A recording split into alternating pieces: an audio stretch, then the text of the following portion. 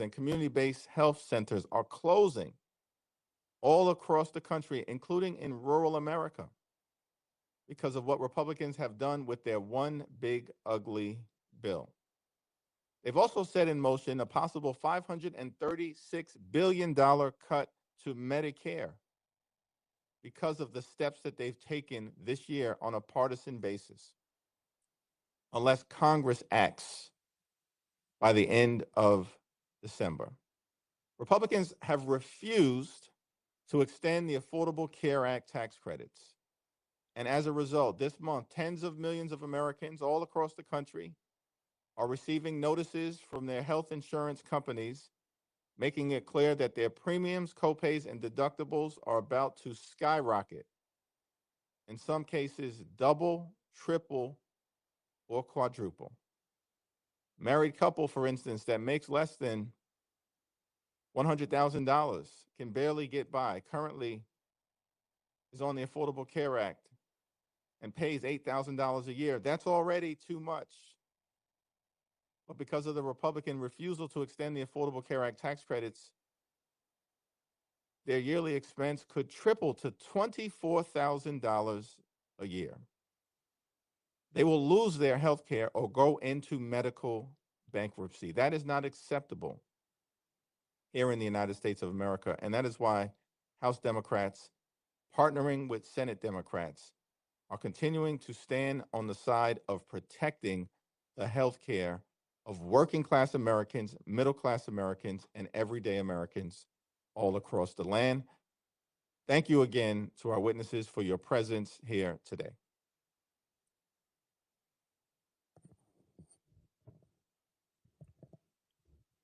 Thank you, Mr. Leader. Thank you to our co-chairs for bringing us all together. And thank you to our witnesses for joining us here today. As glad as we are to have you here, we would much rather be on the floor voting to end this chaos. But look around. Look at what the Republicans have inflicted on the American people.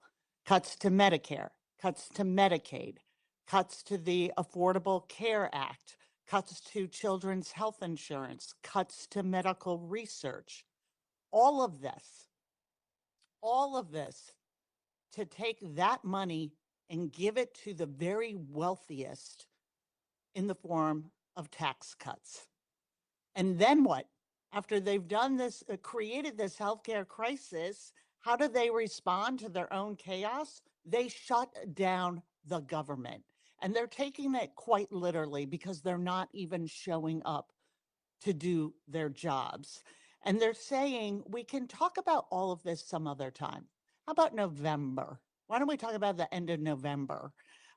Speaker Johnson had a quote. He said, we have an eternity to deal with healthcare. No, we don't. That's the point. They are making healthcare more expensive for everyone, but we have a particular urgency around the ACA. And let's spell out what they did. They took away the tax credits that help people pay for premiums. They chose to spend that money on permanent tax credits for billionaires. Then, when they took those away, insurance companies responded by raising premiums. And notices of those increased premiums are going out over the next days and weeks. And families are finding out at home in my district that their premiums are about to double. They are having to make impossible financial decisions right now. And let's go to Benton, Louisiana, right in the heart of Mike Johnson's district. A couple making $88,000 a year in Benton, right now they pay just under $7,500 a year for health insurance. That is not cheap. But now, while Mike Johnson has his members on vacation, keeping the government shut down for another week, that couple is finding out that their premiums are about to triple, that their premiums will go to more than $23,000 $1,000 a year. Nobody can afford that. That is putting insurance out of reach for Americans. And that is what is happening right now in Mike Johnson's district. And it's happening to the people that he is paid to represent. And this is hurting everyone: cancer survivors, small businesses, moms, kids, and the real kicker, 267,000 veterans will lose their insurance as these ACA premiums skyrocket. But instead of showing up for work, coming to the table, negotiating with us, they are now also spreading that pain to our current service members who are at risk of missing their paychecks and going unpaid for serving our country because the Republican Party cannot even get its act together to come and do what we do in every shutdown and agree that we pay our troops. Mike Johnson said that's a show vote. I can't imagine anything more disrespectful. But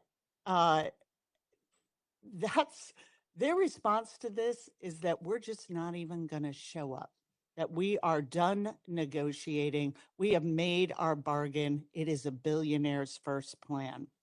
So here's my plea to Republicans. If you're not going to come to Washington, walk across the street, go next door, talk to your neighbors, hear about the true anxiety they're feeling, hear about the betrayal they feel that Donald Trump told them he was going to lower costs on day one and has done nothing but make life harder and more expensive. Then get on the next flight to DC and come and work with us. Stop these premium hikes, get our troops paid, get government up and running. Enough is enough. But I am honored to introduce someone who always shows up and has spent her career fighting for the rights of every person for affordable, accessible, high quality health care. A proud alum of our Ways and Means staff and former administrator for the Center for Medicare and Medicaid Services, CMS. We are so proud to welcome back to the Hill, Chiquita Brooks LaSure. And Chiquita, the floor is yours. Thank you for joining us. Well, thank you so much for the invitation. It is always a pleasure to be here with you. I have spent my career as a former administrator of CMS and as a health policy expert, really trying to make sure that we have a more accessible and affordable healthcare system. And I am deeply concerned about the impending healthcare crisis facing our nation. Earlier this summer, Congressional Republicans passed their budget bill that cuts over $1 trillion from Medicaid and the Affordable Care Act marketplaces, the largest healthcare cut in our nation's history. This, along with other actions and inaction, puts 15 million people at risk of losing their healthcare coverage. The first effect will be sticking over 20 million Americans who receive coverage through healthcare.gov or state-based marketplaces with a bill that doubles their health insurance premiums next year. Marketplace premiums will skyrocket by hundreds to thousands of dollars. People could start to see this sticker shock starting on November 1st, which is in just a couple of days from now, when people go to sign up for their coverage for next year. I really want to take a moment to put this in the context of the average American.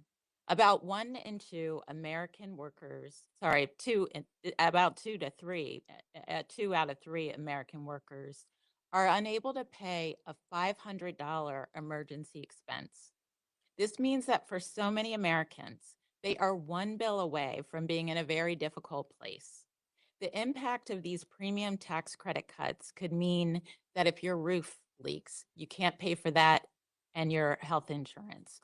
Or if your car gets flat tire, the car that you use to get to and from work, these are the costs that we are talking about for the average American of these premium increases. Someone who makes $35,000 a year, which is about $17 an hour, will see their premiums rise by nearly $1,600 when the tax credit ends. If they tried to make up this difference, they would need to work the equivalent of 11.5 hours a day for 18 days straight. This does not account for their childcare, the gas, and the other expenses that would come so that they could increase their working hours if their employer allowed them to do so. Let us not also forget just how important the ACA is for our small businesses.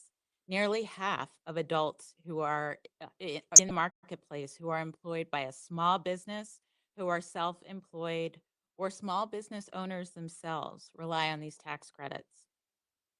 On average, in a family business run by a 60-year-old couple making $85,000 a year are looking at a premium increase on average of about $22,000 next year.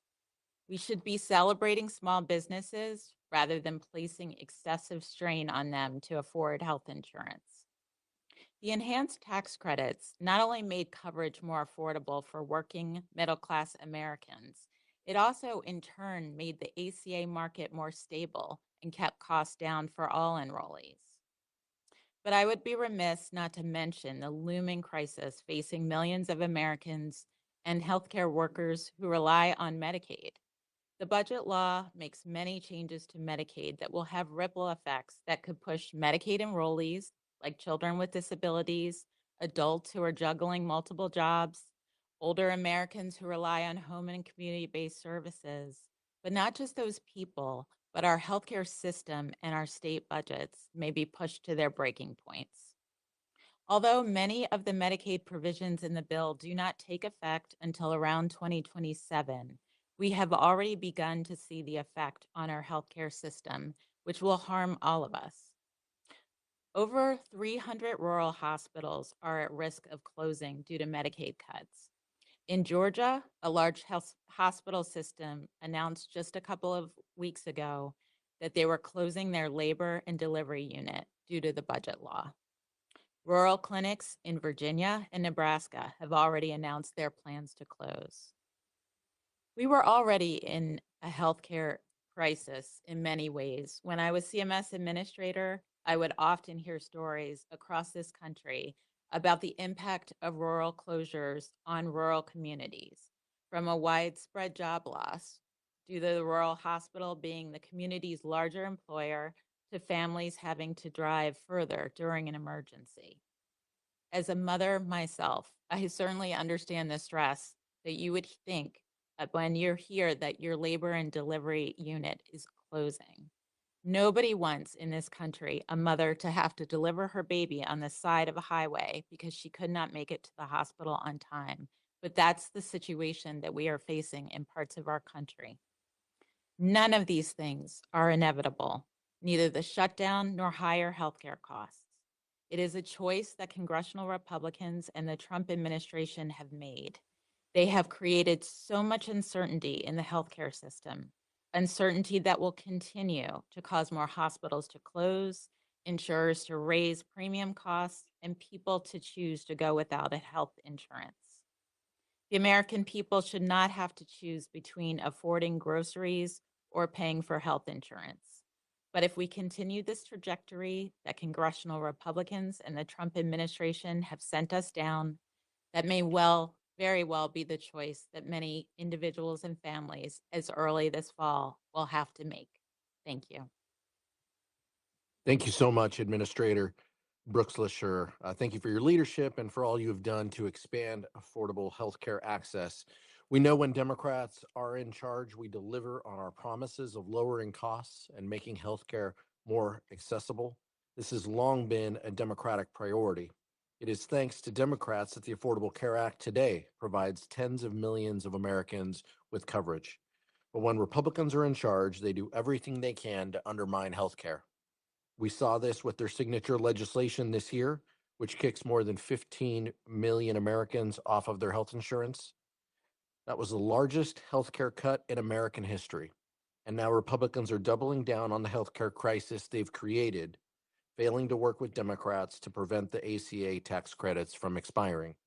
The American people want Congress to work together to ensure health insurance premiums don't go up at the end of the year. The clock is ticking, and open enrollment begins next week. More than 20,000 Californians in my district alone will see their premiums go up from this crisis, and many will see their premiums double. Failure to extend these tax credits is not an option. We'll cue up a video. While Republicans shut down the government, they're driving up healthcare costs for families. Their big, ugly bill cuts Medicaid, targets Medicare, and takes healthcare away from hardworking people. And now, families are paying the price. In Speaker Mike Johnson's district, a 60-year-old couple's premiums could rise by nearly $20,000 a year. That's not an expense any family can afford. While Republicans reward their donors, Americans pay the bill. That's why Democrats are fighting to protect our healthcare. Now, someone who knows this all too well is our next witness. It's my privilege to introduce Mariah Plant. Mariah is a small business owner in Wyoming County, West Virginia, who serves as the main caretaker for her brother, Matt, who's legally blind and nonverbal.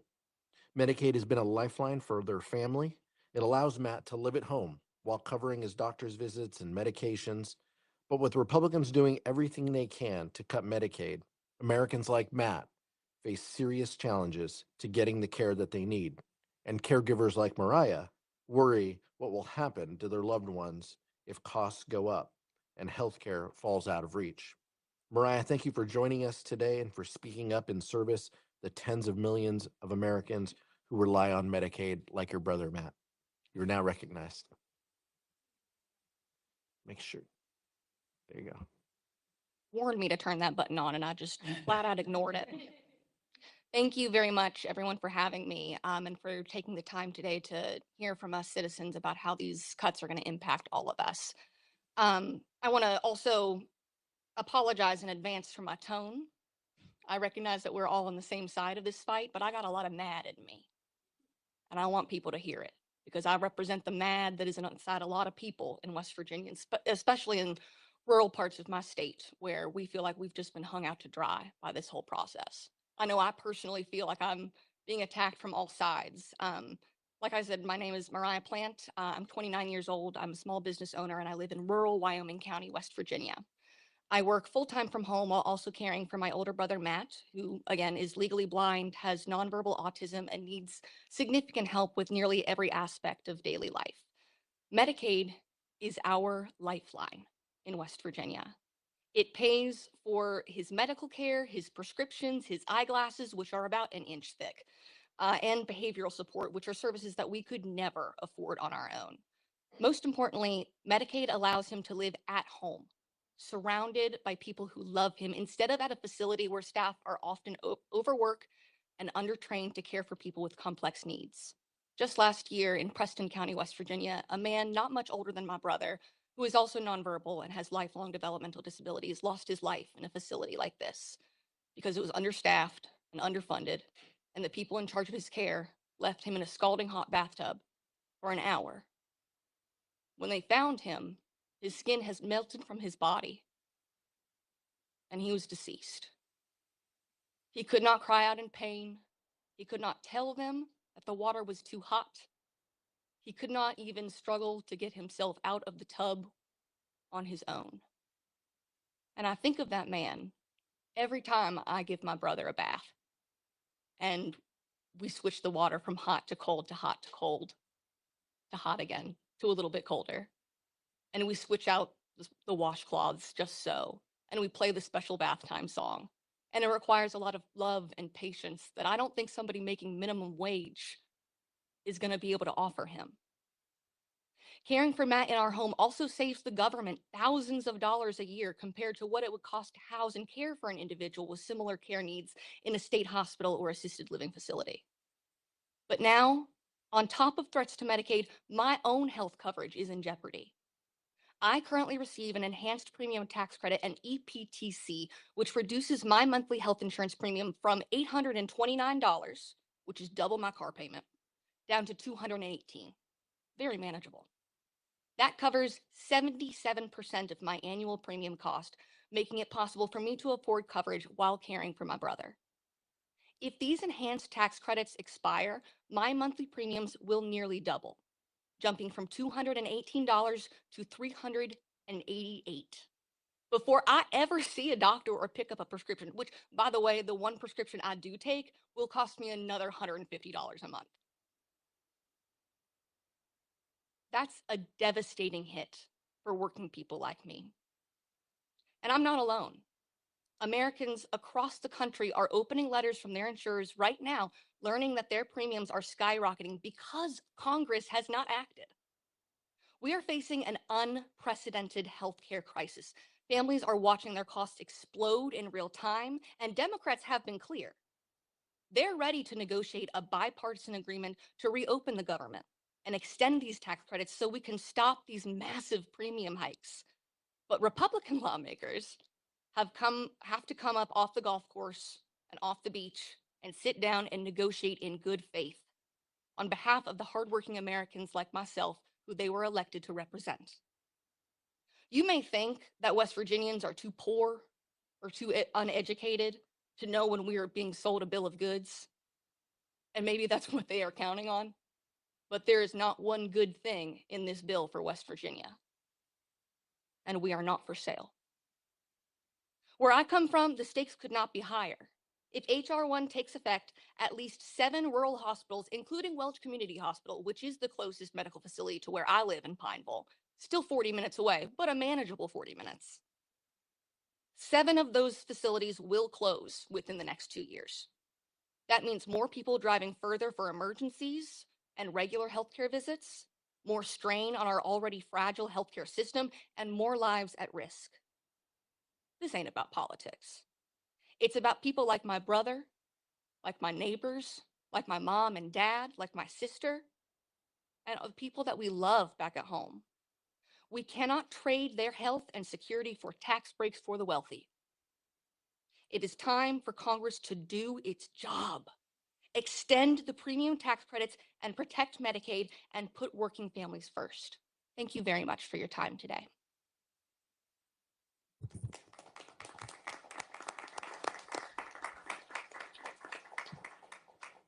Mariah, thank you for your mad. We appreciate it. While the Republican Speaker of the House has canceled 2 weeks of votes, Democrats have remained here in Washington, ready to reopen government and lower health care costs for the American people. Republicans in Congress and President Trump promised to lower prices. They haven't. Instead, the Trump tariffs are driving up costs for small businesses and consumers.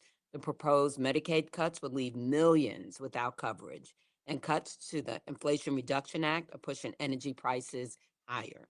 Now, as Democrats fight to protect the Affordable Care Act's premium tax credits, House Republicans are nowhere to be found. This is not what working families need. They need stability. They need a government that works for them, one committed to keeping health care affordable and accessible. Republicans like to say the best health care is a job. But even for Americans working full-time in today's economy, affordable health care remains out of reach. One of my constituents, Ms. Evans, from a rural community in my district, I have 4,500 farms in my district, plus the city of Chicago, recently shared her story. She works hard in the agricultural industry and loves her job, but her employer doesn't provide health insurance. Thanks to the Affordable Care Act, she can afford affordable coverage through the marketplace. Before the ACA, many women's preventative services were not covered. Today, Ms. Evans receives annual checkups and screenings at no cost. And because she has a family history of colon cancer, the ACA ensures she can continue to receive life-saving screenings. This preventative care not only keeps her healthy, but it also saves her money and gives her peace of mind. But Ms. Evans is worried if the ACA premium tax credit expire, her monthly costs could double. She earns too much to qualify for Medicaid, yet not enough to afford a massive rate hike. If Republicans believe the answer to health care is simply to get a job, then we should ensure that every working American can afford quality health care. I will continue fighting to stop this Republican manufactured health care crisis and to keep costs down for workers like Ms. Evans. Now, I'm very honored to introduce our next witness who understands the impact ACA cuts will have on rural workers like Ms. Evans. I'm honored to introduce our next witness. His name is Dr. Bruce Pulliam, an emergency physician from Southern Oregon who has spent the last 13 years providing life-saving care in a community hospital setting. Originally from rural Northern California and raised by two public school teachers, Dr. Pulliam's path to medicine was made possible through government-supported scholarships, loans, and grants. Resources, he said, were essential to his ability to serve the community he now calls home. Today, he brings firsthand insight into how shrinking public investments in education and healthcare is deepening provider shortages and straining rural hospitals. Dr. Pulliam has been a strong voice for policies that preserve access to care and strengthen the healthcare workforce, particularly in underserved communities. Thank you for your work. Good morning. Again, my name's Bryce Pulliam. I'm proud to be a board-certified emergency physician, as well as a founding member and the current chair of the Southern Oregon Providers Association, which is part of AFT's Northwest Medical United Local 6552. I live in Southern Oregon and work in a community emergency room. My colleagues and I show up 24 hours a day, 7 days a week, 365 days a year with one goal in mind: to provide excellent care for patients in crisis. Being a doctor is often challenging, but it's become harder because our nation's healthcare system is on life support. Unfortunately, Republican policies are making this worse. This summer, they worked with the Trump White House to enact a partisan law that slashed Medicaid, and allowed healthcare tax credits to expire for working families, all while funding tax breaks for billionaires. They did this at a time when our healthcare system was already at a breaking point, with a national nursing shortage and too few doctors to care for those who need us. Our nation's emergency rooms are packed. Patients receive care in ER hallways, and hospitals are so full that patients have to wait hours or days to be admitted. Television show The Pit doesn't lie. This is real life. As emergency physicians, we see patients with life-threatening emergencies like sepsis, strokes, or heart attacks.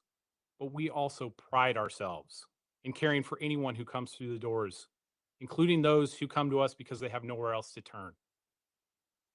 If Republicans succeed with policies that defund healthcare, we will see a crisis at every level of our system. Hospitals and clinics will close or cut essential services, forcing patients to travel further and wait longer for care. Up to 14 million people could eventually lose their healthcare coverage, and millions more will see their healthcare premiums increase.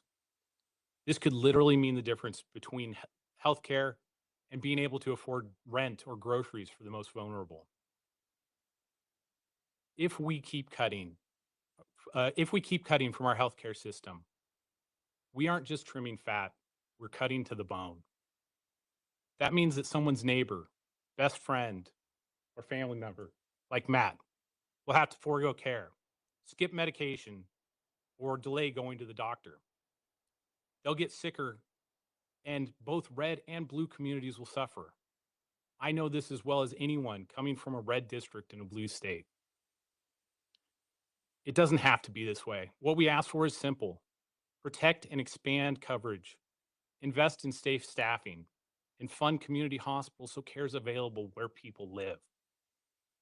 I'm here today for my patients, who deserve excellent, affordable, and accessible care. Instead, many are about to receive notice that they're losing the tax credits that enable them to be able to afford health care. All because Republicans' budget prioritizes tax cuts for billionaires over the health of millions of Americans. It's time that Republicans return to DC and do their work. They need to end this government shutdown and work with the Democrats to restore and rescue the health care that's now at risk. I always strive to do what's right for my patients. The Republicans that control Congress and the White House should do what's right as well. Instead of creating a healthcare crisis, they should work with Democrats to fix it. The health of our communities depends on it. Thank you so much.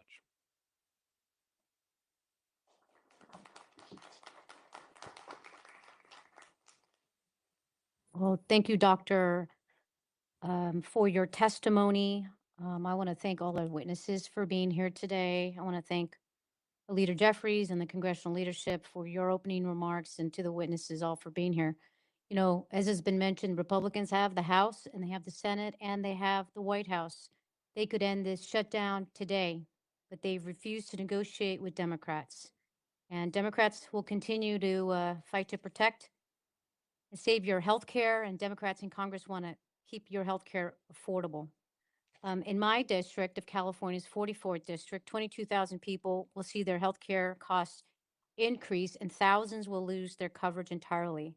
For a 60-year-old couple earning $82,000 a year, annual premiums will increase by $13,783 or 286%. That is insane. It's unacceptable.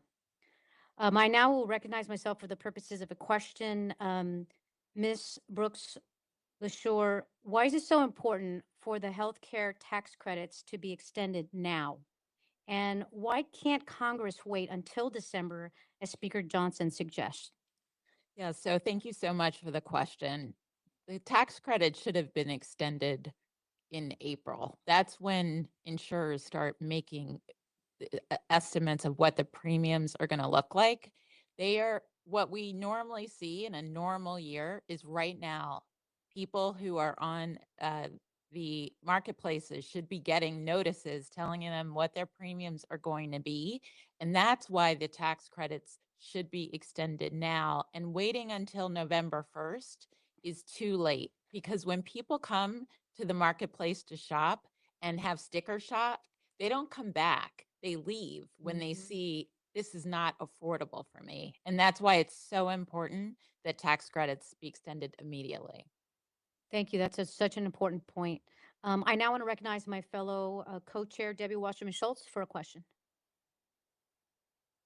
Much, Co-Chair Barragan, and thank you to all of our witnesses. And Ms. Brooks LaSure, you deserve the applause as well. So don't. And thank you for your service. I know that CMS job is a hard one. Dr. Pulliam, you're on the front lines, quite literally, of our healthcare system, and I'd like a sense. Now, don't take this the wrong way, but you look like you may have been around prior to when we had more access to quality, affordable healthcare under the ACA. So, over the course of your career as an emergency room physician, can you talk about how our healthcare system has become increasingly under more and more stress, and particularly when patients can only use the emergency room as their primary access point for healthcare? What does that look like when they can't afford their insurance or their deductibles, and the first time they go for healthcare is when it's an emergency? Sure. So a lot of parts to that question, but I think first and foremost, just to highlight, our system is under stress and stretched to the breaking point. It's hospitals across the nation facing nursing shortages. In communities, we are losing primary care doctors. We're losing specialists that patients need to see for their advanced conditions. Provider burnout, whether it's nurses, doctors, techs, is at an all-time high, and that's driving even more talented people out of the profession. And yet, what we see is patients who come in to the emergency department because that's the only place they can turn for care because they don't have a primary care doctor or they can't get to a specialist. And it's great. I have a federal mandate to see anyone who walks through my doors, and it gives me a ton of freedom to care for literally anyone or anyone that shows up. But I am not an endocrinologist. I'm not a gastroenterologist. I'm not a neurosurgeon. And sometimes to get those patients to those specialty cares that they need, one, we have to refer them. And if they don't have insurance and can't afford insurance, those visits are cost prohibitive. They are hundreds, if not thousands of dollars. And two, when our system is stretched as thin as it is, I see patients who come in who have a first-time seizure, and I say, we need to send you to a neurologist. I refer them to a neurologist. And then I see that same patient 6 months later having another seizure, not on medications, because they couldn't get to a neurologist or a cardiologist or whichever specialty they needed to get to because they're booked 6 months or a year out. Even when access even when the specialties are available, our patients are struggling to access them. And unfortunately, the emergency department, we are jacks of all trades, and we are there to help anyone, but we can't fix everything. Thank you. I believe we're going to our co-chair, Representative Robin Kelly, for the next question. All right, since they will ask questions, I'll ask you. My district is urban, suburban, and rural, and as I said, I have 4,500 farms in my district, and in my district, 2 hospitals, if they implement everything they want to, will shut down. So I want you to talk a little bit more about that, the length of time people have to travel and how close hospitals are to you now, or even federally qualified healthcare centers. Really, thank you for that question.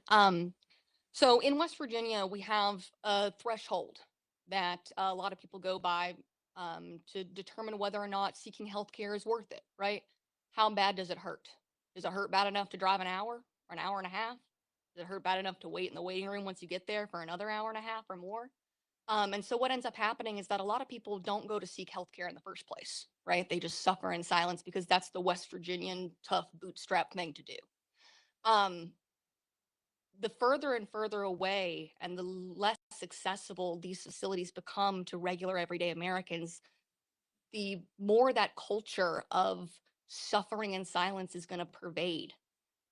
People are going to die younger, they're going to get sick younger, and their overall quality of life and ability to work and earn a living is going to suffer as a result. I know for me, as a 29-year-old woman who is lucky and deeply in love with my boyfriend, we want to get married one day and possibly have a family. That's a really big deciding factor for me. Do I want to risk getting pregnant in a state where reproductive health care is so dangerous and tenuous, and risk the now 40 minutes, soon to be hour and a half long drive to the closest hospital if something does go wrong, or when I eventually might need to deliver the child? That's going to factor in heavily to whether or not we decide to grow our family in West Virginia, whether or not I can afford to continue to live in the state that I love so deeply. Because at the end of the day, it's going to come down to the pennies, right? And how bad does it hurt? I hope that answered your question. Thank you so much. Bonamici.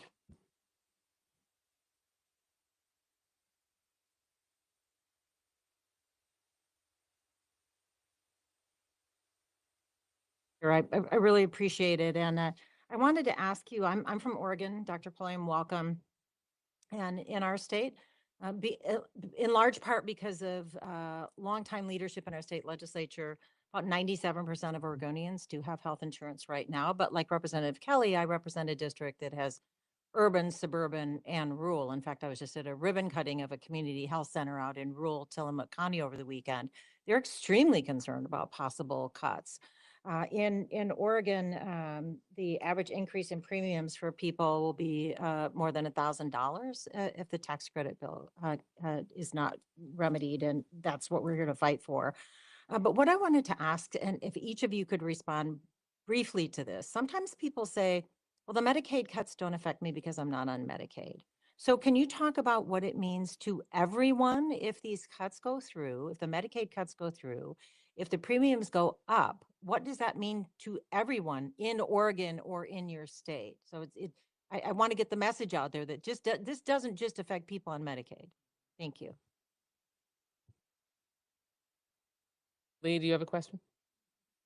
I'm happy to start and just to say, Medicaid has become so important. It's important to our states. It's certainly important for the people that rely on it, but it's also important for our healthcare providers. And what we're hearing is just how much a lot of the healthcare system was already taxed. Medicaid was helping a great deal. Most of the rural hospitals in this country get a lot of their revenue from Medicare and Medicaid.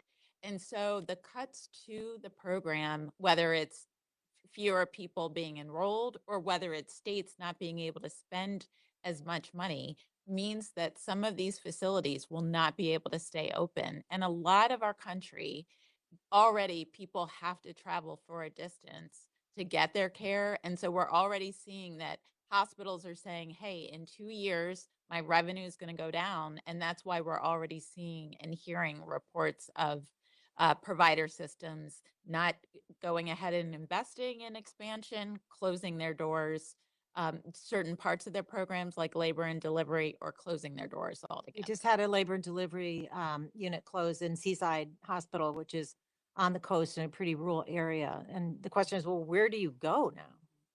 Dr. Pulliam? Yeah, so, I can speak to this as an emergency physician, and it's not unique to any one hospital. Waiting rooms are full. Patients wait hours, sometimes 6, 8 hours to be seen in our ERs nationwide. Um, and we are the only place that people can turn to get even the most basic care. We are thrilled to be able to care for them. But also, there are only so many doctors, there are only so many nurses, and those wait times are going to go up. Patients who are legitimately sick will be in the waiting room hoping that someone gets discharged or a bed becomes available. To speak to, clinic closures, we have a large population of Medicaid patients in our valley in Southern Oregon where I work. And clinics rely on those patients to keep their doors open and keep the lights on.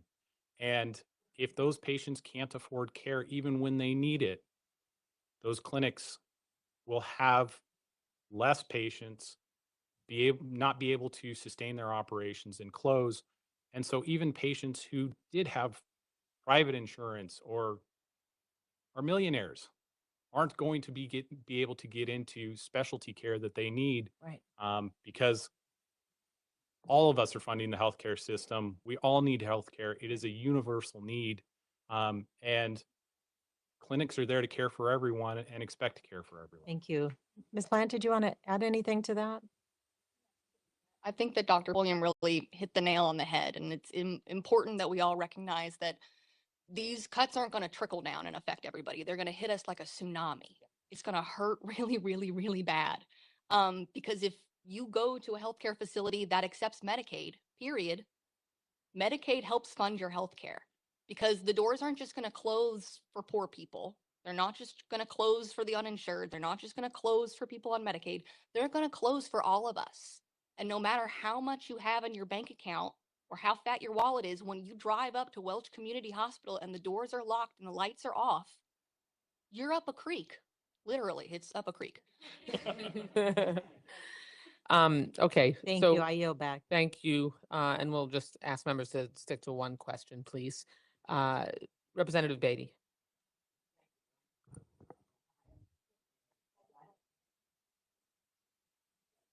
Thank you. I'm from Ohio, and while I don't have a lot of farms, I have a lot of small municipalities that would be what I'm going to call rural-like.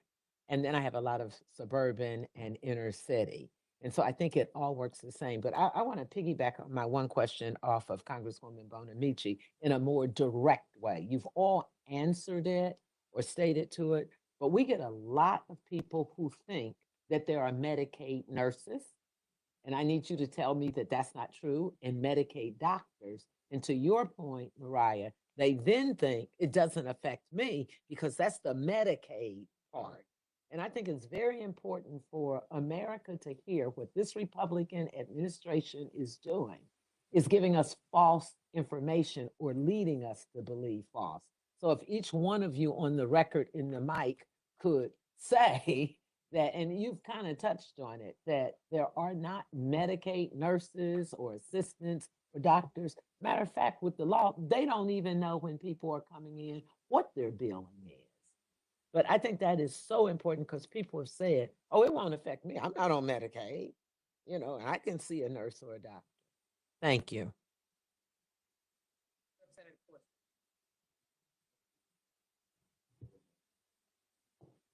So yeah, as an ER doctor, again, I get to see anyone who walks through the door, regardless of what their insurance is, or even if they don't have insurance. I'm a doctor for everyone. But Medicaid helps fund our emergency department. It pays for techs, it pays for doctors, it pays for nurses, along with your private insurance. We are not one or the other, all or nothing. We are everyone. The answer. Representative Horsford. Thank you, Mariah. It's thank you for centering the voices of real people and your brother Matt. It's a blessing, I'm sure, that you are in his life and that you're providing him the care and attention that he needs. I wanted to ask you, as a small business owner, you know, we're dealing with a lot of policies that are creating a lot of economic uncertainty for small businesses. So can you talk about how difficult it is to start a business to begin with, and particularly as it pertains to healthcare costs, how these enhanced premium tax credits have allowed you to have the coverage as a small business owner, and what does that impact to other business owners if that goes away or is not available to you? And thank you for that question. So for me, as a small business owner, which has been my dream my whole life, is to run an arts educational program for teens and tweens in Appalachia. And that's what I get to do for a living, is play pretend. It's so much fun. But we are currently experiencing a time where parents can no longer afford to send their kids to extracurricular activities that cost money. They can't afford to contribute towards costumes and sets. And so I'm seeing it on one side of my direct income is being hit by people not being able to access these little extras because the economy is already hitting them so hard. But then also from the other side of it, as a person who needs healthcare, who needs to be able to take my medication and get my glasses and all that good stuff, you know, $388 is the difference between, like I said, 2 car payments. It's the difference between whether or not I can afford to pay my insurance for my business. It's the difference between whether or not I can afford to buy supplies. And it's making me ask that same question about the threshold. How bad does it hurt? Does it hurt bad enough to sacrifice this part of my budget in order to go and get care? And for me, I can say that if the EPTC goes away, I simply will go without. I will not have health insurance, and I will not go to the doctor because I can't afford to. So this really is a life or death situation for myself and for so many other people who are young and bright and inspired and want to contribute to our society and be successful. But it really feels like there are chains dragging us down, and that, you know, our state, our country, our government is not rooting for the small business owner, for the middle class American. And that's really where I'm feeling it is on both sides of my income and also the healthcare piece. Mark. Thank you so much. I just want to thank you, Mariah, Dr. Pulliam, for really just putting the human face on this and what this fight is about. And that's why we're in this fight. And thank you for sharing the story of your brother. It's those stories of how families come together and provide for the ones they love, and how these tax credits, Medicaid, all work together to give people a solid floor so they can have no ceiling on the success and the ability to care for their families and to build a business. And we're just really grateful for that. That's our motivation for this fight. It is our motivation why we are imploring Republicans to end this shutdown, come to the negotiating table. But Republicans are trying to define this as something else. So I am hoping that you, Chiquita, can clarify for us. Isn't it true that under federal law, only citizens or legal residents are able to obtain coverage under Medicare, Medicaid, and the ACA? Yes, the law is quite clear that to be enrolled in Medicare, Medicaid, and the Affordable Care Act, you are either an American citizen or you are a legal immigrant.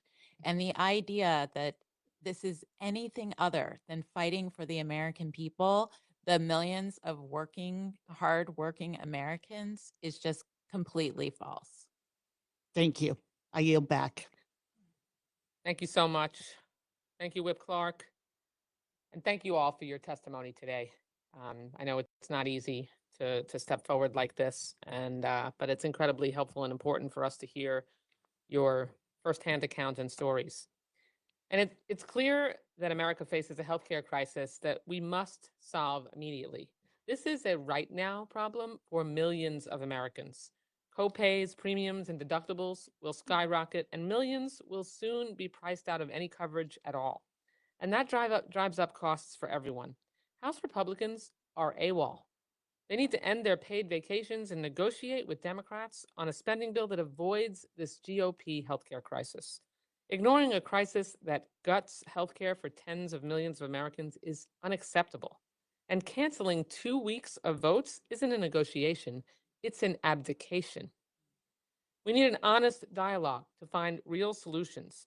But GOP lies about immigrants getting tax credits and Medicaid just pollutes our prospects to solve this crisis.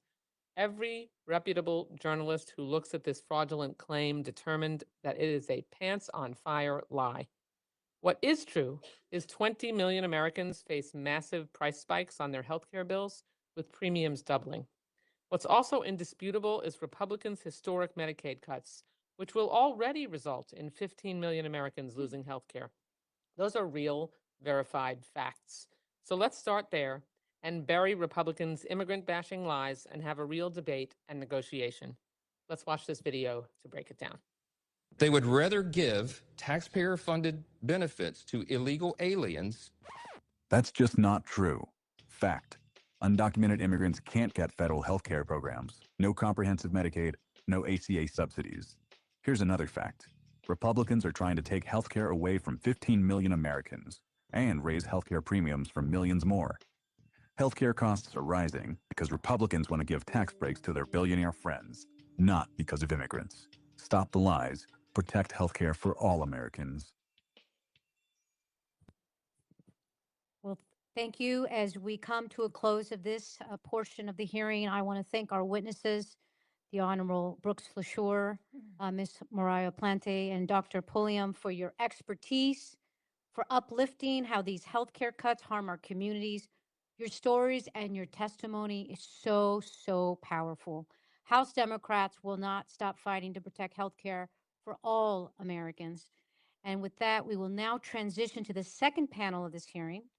We will hear from members directly on how their constituents are impacted by this Republican healthcare crisis. We are starting with panel number one, Representative Rob Menendez, Representative Greg Stanton, and Representative Mike Johnson.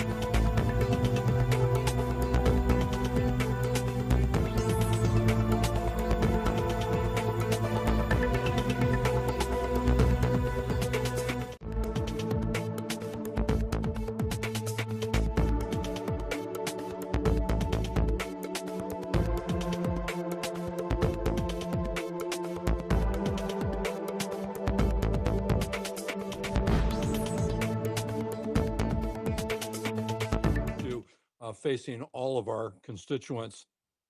Over the past week, House Republicans have literally gone on vacation while millions of Americans are facing an unprecedented healthcare crisis. The Affordable Care Act premium tax credits that help millions of hardworking Americans afford their insurance are set to expire. Because Speaker Johnson refuses to hold votes, Americans, our constituents, will suffer. In my district, the numbers are pretty staggering. A family of four making $129,000 a year will pay $14,444 more for their health care, a 161% increase. A 60-year-old couple making $82,000 a year will pay $23,788 more, a 526% increase. Who in the hell can afford to pay that type of money for insurance? It is obscene what they are doing, what the Republicans are doing. Nationally, the picture is just as bad. More than 24 million Americans will either face higher costs or lose their coverage altogether, including 1,600,000 children, 3,300,000 small business owners. And remember, when we did the Affordable Care Act, a big part of the justification and why it was so supported so strongly is because it allowed small business owners, self-employed individuals to finally get health care coverage. And you know, the irony is more than half of the Americans affected live in Republican congressional districts. Even our Republican colleagues are sounding the alarm. I never thought you'd hear me say I agree with something that Marjorie Taylor Greene said, but I do. And I quote, "My own adult children's insurance premiums are going to double, and not a single Republican in leadership has given us a plan," end of quote. At the same time, Medicare telehealth coverage has lapsed. Doctors across the country are canceling appointments. One woman who called my office said that without a telehealth option, she can't afford to get her care because she lives so far away. The Uber bill is $100 each way. There's bipartisan support to fix this, but the Republican leadership won't call their membership back, and they won't allow a vote on the floor. And let's remember, by federal law, undocumented immigrants, notwithstanding all the malarkey we're hearing, are not eligible for federally funded health care. Congressional Republicans know this, but they're spreading disinformation. Madam Chair, they're lying. They're lying to distract from their inaction. Democrats are here, ready to protect Americans' health care. It's time Republicans come back to work. Again, thank you for holding this hearing. It's extremely important for my constituents, as I know it is for yours. I yield back. Well, thank you, Mr. Thompson. I now recognize the gentleman from Arizona, Representative Greg Stanton. Chairwoman Barragan and the other members of Steering and Policy, this is an important hearing. We're on day 8 of a government shutdown, all because Donald Trump and the congressional Republicans would rather shut down the government than work with Democrats to do the right thing, to protect Americans' health care. After Speaker Johnson canceled votes again, I spent the last few days in Arizona meeting with the people who will pay the price if Congress lets the health care tax credits die. On Monday, I sat down with small business owners. One of them was a young entrepreneur who runs a thriving salon in Phoenix. She pays $280 a month for ACA coverage, steep, but manageable. That insurance lets her get the care she needs to keep working. Without these tax credits, she will lose her business. Her exact words, quote, "Let me keep doing what I love without sacrificing my health to do it." Another entrepreneur from Chandler wrote to my office terrified. After medication, bills, and rent, she has $200 left each month for groceries and everything else. That's on a good month. She ended her letter to my office with this, quote, "I'm begging you with all my heart not to give in no matter how long it takes." This is not a political game. These are real people facing impossible choices, groceries or healthcare. a roof over their heads, or treatment for their children. Their dream of owning a small business or peace of mind that if they get sick, they won't go bankrupt. None of us want to shut down. We hate the shutdown. It hurts federal workers, thousands of them in Arizona, and everyone who depends on them. But I can't look at myself in the mirror if I abandon my constituents who are barely hanging on. If these tax credits expire, the average Arizona pays almost $800 more out of pocket. Families, thousands more. That's a luxury price tag on something that should be affordable. People don't stop getting sick when they lose insurance. They stop seeing doctors. They skip preventative care. They cancel appointments. Then, when something treatable becomes critical, they flood emergency rooms, overwhelming our healthcare system. A Phoenix doctor told me this week, quote, reducing access to preventative care dramatically delays and increases the cost of care. When people finally do come into the doctor's office, it's because they're in a really dangerous situation. This is a manufactured crisis by the congressional Republicans, and it has a simple solution. Extend the tax credits. House Democrats, we're here. We're ready. We can fix this crisis today. Republican, my friends on the other side of the aisle, come back to the table, extend these critical ACA subsidies, end this shutdown. That's exactly what the American people want, they deserve, and they need. I yield back. Well, thank you, Mr. Stanton. I now recognize the gentleman from New Jersey, Mr. Menendez. Thank you, Chairwoman. Thank you to my colleagues on the committee for giving me the opportunity to speak today. Let's be clear about where we stand. This shutdown is no accident. It's a direct result of the Republican healthcare crisis and the broader effort to roll back the Affordable Care Act and to make healthcare more expensive for all Americans. This week, I visited the North Hudson Community Action Corporation, a cornerstone of our community and one of New Jersey's largest federally qualified health centers. North Hudson Community Action operates 10 health centers, 4 Head Start and Early Start facilities, and 2 social services offices. They accommodate over 268,000 patient visits every year. Families, workers, and seniors who rely on them for everything from medical and dental care to behavioral health and early childhood education. They employ more than 750 dedicated, hardworking staff, people who have devoted their lives to helping others. But what I heard during my visit was deeply concerning and a reminder of the real-world consequences that Republicans' actions have on all of our communities. Their team told me how the uncertainty caused by the Republican-led government shutdown is threatening the very programs that our neighbors rely on, programs like WIC, Head Start, and public health. These are lifelines for working families in Hudson, Bergen, and Passaic counties, and yet Republicans are using them as bargaining chips in a political game. Republicans' health care plan will devastate access and affordability for people who rely on North Hudson Community Action and organizations like it. And unless we act soon to extend ACA tax credits, premiums are set to rise drastically for families across the country. A family of 4 in my district making $64,000 per year will see their annual premiums more than triple. That is completely unacceptable.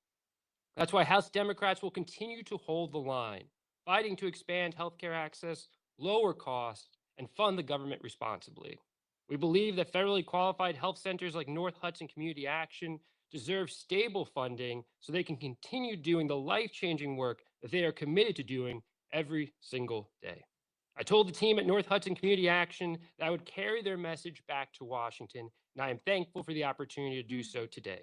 But more than that, their team and the thousands who rely on them are counting on us to take action. This fight is too important, and we are in it together. Thank you, and I yield back. I want to thank our first panel for your testimony. Hearing about your constituents is a testament of this being a problem across the country in every district. If we had Republicans here today, maybe they would share some of their stories. At some point, we'll hear from constituents, hopefully across this country. And with that, we will move to the second panel of members. We have Representative Glenn Ivey, Representative Suzanne Bonamici, and I see Representative Deborah Ross is here. We will have Representative Ross.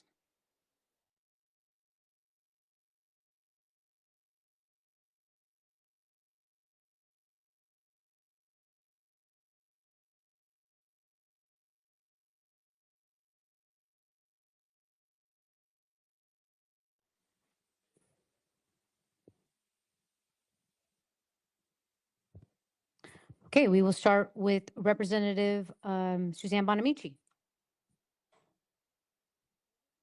To the Steering and Policy Committee for holding this important hearing to expose the Republicans' continued assault on Americans and their pocketbooks by making devastating health care cuts and driving up the cost of health insurance significantly. Republicans' cruel budget, the big ugly bill, will decimate Medicaid to pay for tax cuts for billionaires. And now they're continuing their heartless obsession with destroying the Affordable Care Act. These Republican policies are putting rural hospitals and clinics at risk of closure, which hospitals and health systems in my state of Oregon described as catastrophic.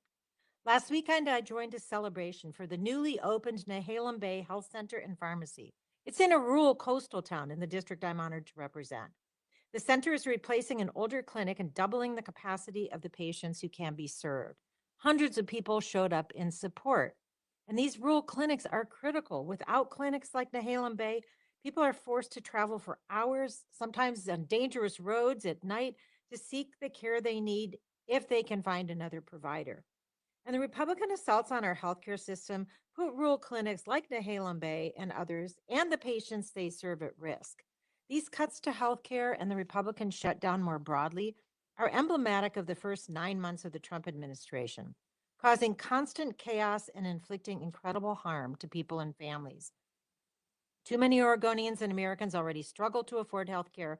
I will not be complicit in the Republicans' plan to kick millions more off of their insurance, or if they get their insurance through the ACA, to make their costs skyrocket. In my district, a family of 4 earning $64,000 a year would see their premiums rise 275%. This is unacceptable for families who are already counting every dollar to afford necessities. This past weekend, I held 2 town hall meetings, something most Republicans still refuse to do. And I heard that many of my constituents are extremely worried about the already high cost of living and how these Republican healthcare cuts will further harm them and their families. My constituent has a son who's an adult with developmental disabilities. And because of Medicare and Medicaid, his son is able to live independently. Cuts and reductions threaten that independence. You know, Donald Trump said he was going to lower costs, but his chaotic policies are making costs rise, not fall. People across the country are struggling to pay for housing, groceries, and childcare. And if healthcare premiums skyrocket, they will reach their breaking point. Oregonians and Americans are desperately trying to understand why Republicans are choosing to fund tax cuts for billionaires and halt essential government programs rather than helping hardworking people who are already struggling to get the care they need. Democrats in Congress are fighting to protect health care and are imploring our Republican colleagues to join us in ending their shutdown and in ending this impending and preventable further healthcare crisis. The American people deserve better than they're getting from this administration, and these recent attacks on healthcare are yet another example of why. Thank you very much. I yield back. Thank you, Representative Bonamici. I now recognize Representative Deborah Ross. Thank you very much, Madam Chair and members of the Steering and Policy Committee, for holding this important hearing where you can hear about what is happening around the country to people's health care. I'm proud to stand with my colleagues today and speak about the dangerous and deliberate choices that brought us to this point. The Republican-led shutdown is not over policy disagreements. It is the direct result of the extreme agenda that treats access to health care as expendable and views the well-being of working families as a bargaining chip. At the center of this crisis is the GOP's refusal to extend enhanced premium tax credits, which have helped millions of Americans afford coverage on the ACA marketplaces. These tax credits have kept families afloat in the face of rising costs and economic uncertainty. In my home state of North Carolina, nearly 900,000 people have seen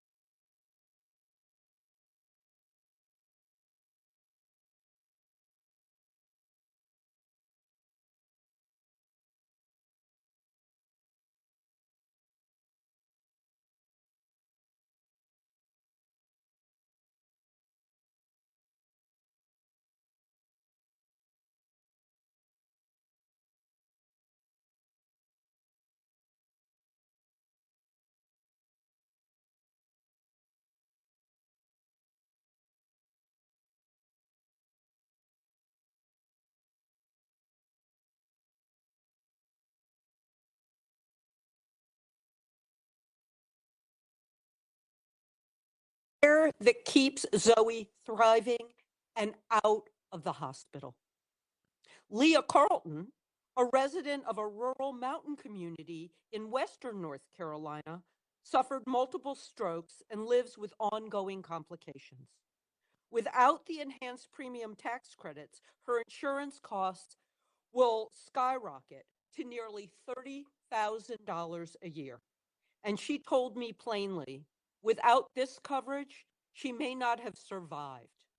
Furthermore, she may not have made it to the hospital at all, for the rural facility that treated her is now at risk of closing under Republican efforts to cut federal Medicaid funding for rural hospitals.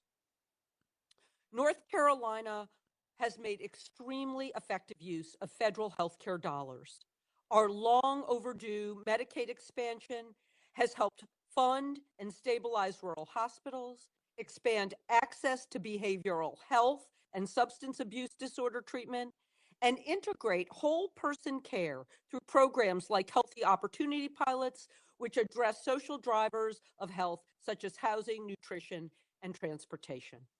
That progress now hangs in the balance. If the enhanced premium tax credits are allowed to expire and the deep cuts to Medicaid take effect, the impact on our state will be catastrophic. On my way here, I was on the plane with a Republican state senator who has come to Washington, D.C. to talk about the effects on Medicaid and ask for federal government assistance. He may not be talking to the House members from his party, but he sure talked to me, and I hope he talks to our senators. Instead of acting to preserve programs that have been transformative to millions of American families, House Republicans are walking away. They let the clock tick down and refuse to guarantee credits remain in place, leaving families in limbo, insurers in flux, and state exchanges unable to provide certainty for the next cycle. And this isn't occurring in isolation. It's part of a much broader pattern where my Republican colleagues choose to harm the welfare of working Americans in order to reward the wealthiest among us, cutting essential programs and weaponizing federal agencies that sow divisions. The big ugly law, which slashes more than $1 trillion from Medicaid and makes it harder for people to enroll in Medicare and CHIP, will leave millions of Americans uninsured.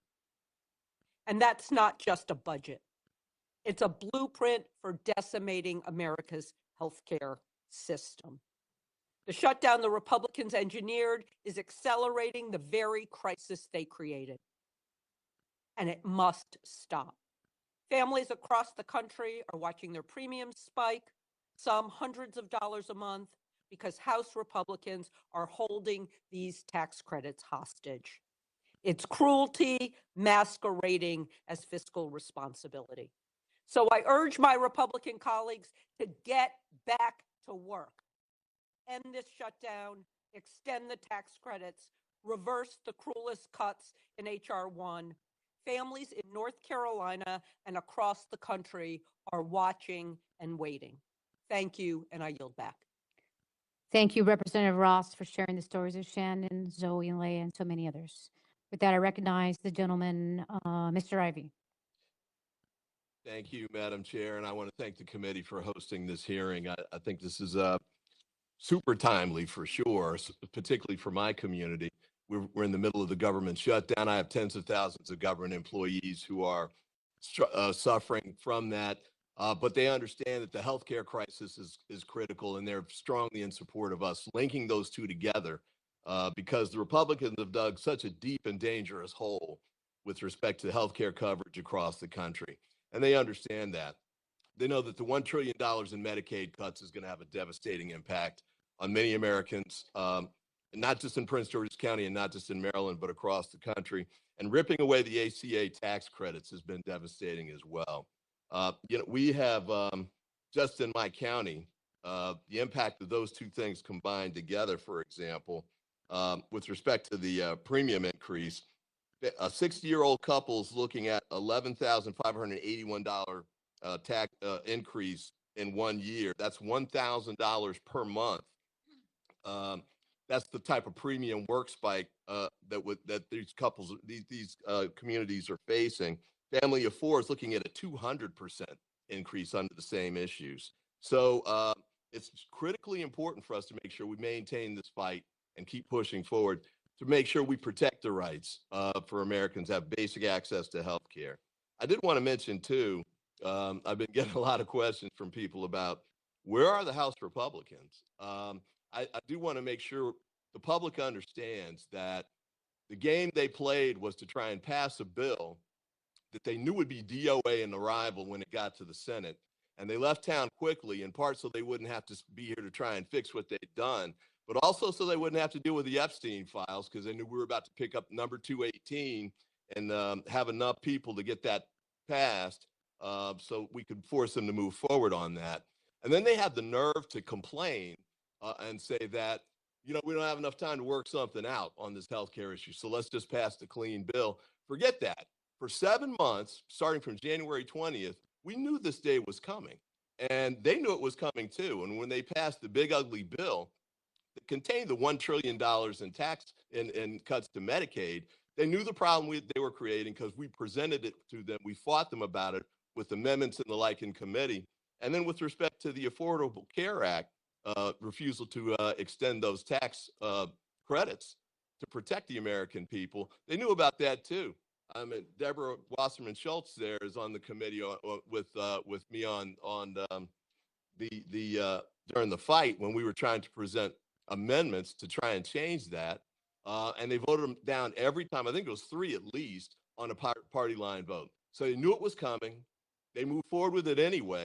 Then they passed that bill that they knew was going to be a DOA. Then they ran from town, and now I don't know if they're in the witness protection program. I don't know where they are, but they need to come back. And the last point on this, and I'll turn it back over. People are asking about whether members of Congress should be paid right now, and I'll say this: the only federal government employees who should not be paid right now are House Republicans, because they're the only ones who are not here doing their job.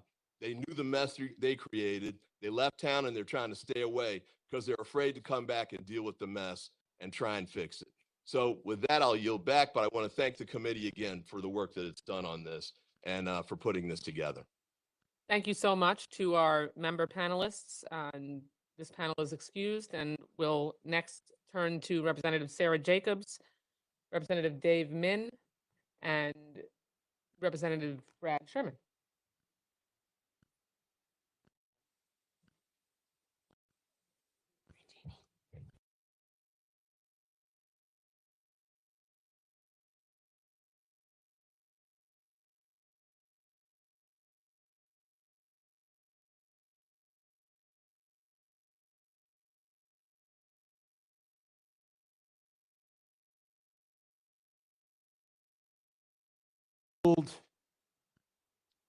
That they're offering us a clean CR.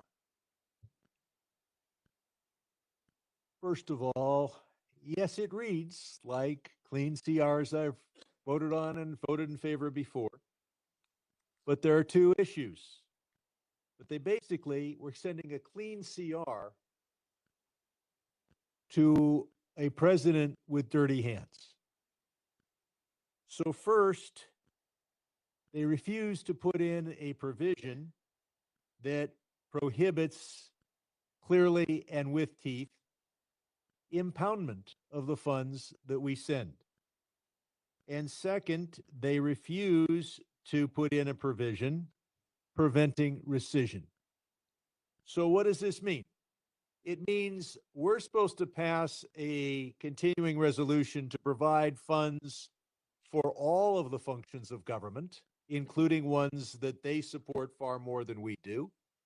And then the president is free to defund whatever priorities he doesn't want, or to send to the Congress a rescission of any provisions. So instead of us agreeing that we continue government funding at the same level, they've got 2 mechanisms to defund Democratic priorities while funding Republican priorities. We're told that they'll negotiate on health care just as soon as we pass their bill. They wouldn't negotiate on health care in January. They knew in February that these credits were going to be abolished and 22 million Americans were going to face massive increase in their premiums. They knew that in March when they wouldn't negotiate. They knew that in April when they wouldn't negotiate. And come July, they said, you know, not only won't we negotiate regarding the people who are going to lose their Obamacare subsidies that are necessary because otherwise their premiums double, we're going to take health care away from people on Medicaid. So they won't negotiate with us for all these months. Now we're supposed to give them what they want, and then they're going to negotiate? I don't think so. Fool me once, shame on me. Shame on you. Fool me twice, shame. Now, we have seen what happens when federal employees don't get paid. Burbank Airport lost air traffic controllers, a major airport close to my district. Massive delays. Why? Because some air traffic controllers decided to call in sick, as we're seeing that across the country. Now, the National Association of Air Traffic Controllers has urged their people to show up unless they are physically sick. But I have a difficult time telling people we're not paying you, but you show up for work. Now, why are we here? Why are we even talking about a continuing resolution? That's not the way to run government. There are 12 appropriations bills that should have passed the House of Representatives in the spring, maybe the early summer. And they should all have become law months before September 30th, because the people that run the government should have known months before their year began on October 1st what their budget was. Well, have Republicans who control both houses of Congress passed these 12 appropriations bills that function different parts of government? Not a single one. They haven't done their job, not in January, not in February, not in March, not in April and May. They have only 3 of those bills have passed the House, and none have passed, and of those 3, none were supported by the Senate. So why is Congress shut down? You know, the last time we had a major major shutdown, it was when Congress was not scheduled to be in session. It was Christmas. But the time before that, Congress was open. We have to be open. If any federal employee is essential, Congress is essential because we're the only ones that can open the government back up. So what we were doing in 2013 when we had a shutdown, we had hearings on FEMA. I represent the Palisades. Those were important hearings. We had hearings scheduled today before Judiciary to deal with the Epstein files. No wonder Congress is shut down. We can't open up the government till we bring Congress back into session. Now, there is an issue where Democrats are divided. Some believe that all Republicans have been sent home because maybe some of them would talk to us about health care, and their leadership doesn't want to do anything on health care. Another chunk of Democrats believe that they sent everybody home so that we wouldn't talk about the Epstein files, and we wouldn't swear in Ms. Grijalva, who will then sign the discharge petition and force a vote on the Epstein files. I think both Democratic groups are right. They don't want to talk about health care, and they certainly don't want to talk about Epstein. So Democrats need to fight for those millions who are losing their health care, including, and I have the statistics for California, but I've gone on too long, and I bet you my colleagues from California will bring those statistics up. But millions of Californians are losing their health care because Republicans wouldn't negotiate in January, they wouldn't negotiate in the spring, and they won't negotiate now. Thank you. Thank you, Representative Sherman. Members are reminded that each panel has an allotment of 10 minutes total. So if you could keep your remarks brief, that would be helpful. And Representative Jacobs of California, you're recognized. Well, thank you. And I'm honored to be on this esteemed panel of Southern Californians. Thank you to the Steering and Policy Committee for convening this hearing today. One thing I think we need to be clear about is that the Republican shutdown didn't actually begin on October 1st. It began on January 20th. Since he took office, Donald Trump has been shutting down our government and stealing power through DOGE, mass firings of federal workers, slashing federal programs and departments, ignoring Congress's constitutional role, disregarding court orders, deploying the military on American soil against Americans, and so much more. So we should all be clear that whether or not we are in a technical government shutdown, it doesn't change Trump's calculus. It's not going to sway him if he wants to break the law and fire people or illegally deploy our troops on American soil, because he did it before. That's why this isn't business as usual. It's why there's no such thing as a clean state, and it's why we need concrete guarantees that this administration will respect checks and balances, recognize Congress's power of the purse, and protect Americans' health care. So here are the facts. Republicans control the House, the Senate, and the White House. If Republicans want any Democratic votes, they know what it will take to earn them. We've told them. So they need to show up to work, they need to talk to us, and they really need to come to the table.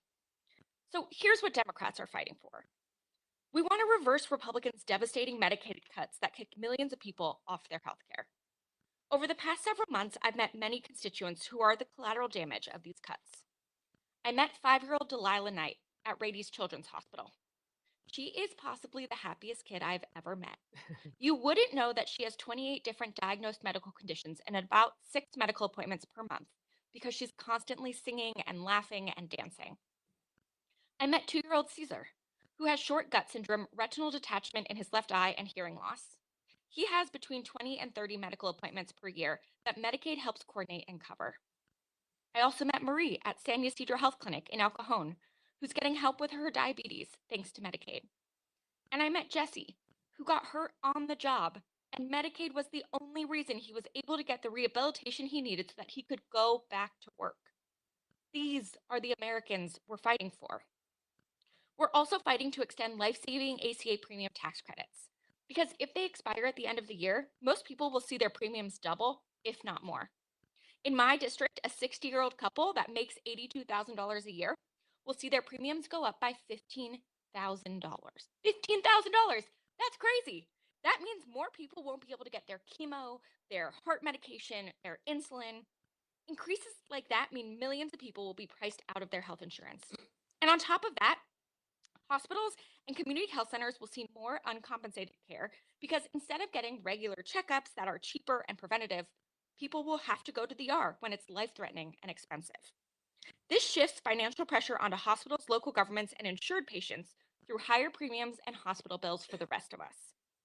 And lastly, we're fighting for any deal that we negotiate to actually be honored.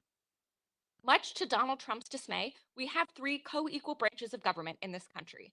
And per the Constitution, Congress has the power of the purse. The president needs to respect that whether he likes it or not, and he can't just decide when to disperse funds on a whim.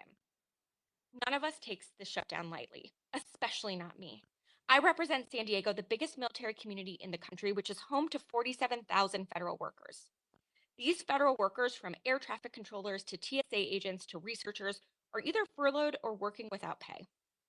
Our service members are working without pay too, making it even harder for our military families to make ends meet when they already struggle to afford housing, childcare, and put food on the table. 45,000 service members and military families already visit the San Diego Food Bank every single month, and that's when we're not in a government shutdown. It's not a guess or a prediction that that number will go up. American families are at a breaking point, on the edge of not being able to afford healthcare or access federal programs they rely on because Donald Trump is hell-bent on taking them away. That's why we're here. We're not going away, and we're going to keep fighting to protect Americans' healthcare and make sure our government actually works and delivers for people. Thank you. I yield. Thank you, thank you very much, Congresswoman Jacobs.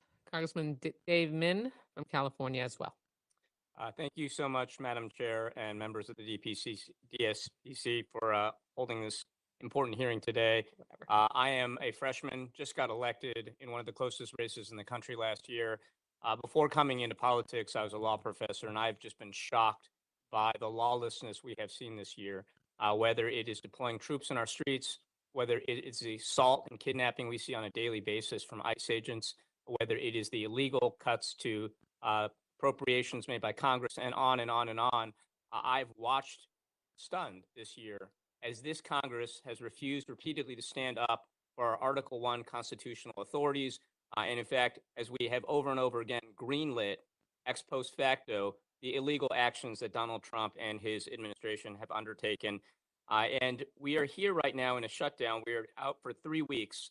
And this seems to me to be a continuation of this pattern of condoning lawlessness from this particular feckless Congress. I've sat here for 9 months and not once been lobbied as a swing member to vote for any of these Republican bills. They have rammed through some of the most extreme, no, not some of the most extreme radical agenda, lawless agenda in history. And not once have they asked for votes from me or my fellow swing seat members. And now they are trying to blame this on Democrats. This is Donald Trump's Congress. This is Donald Trump's administration. This is Donald Trump's shutdown.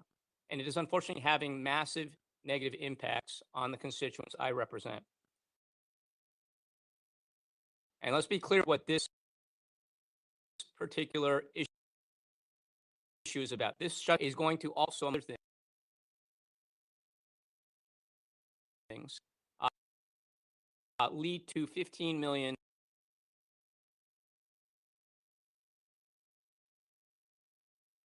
Americans lose.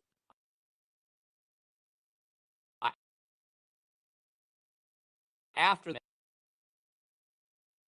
Medicaid,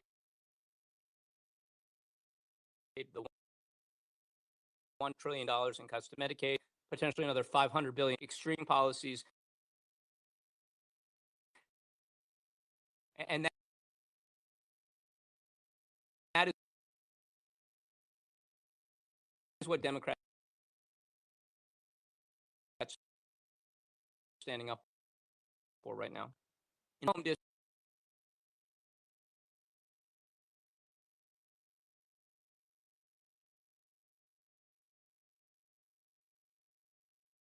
district in Orange County, which is a relatively wealthy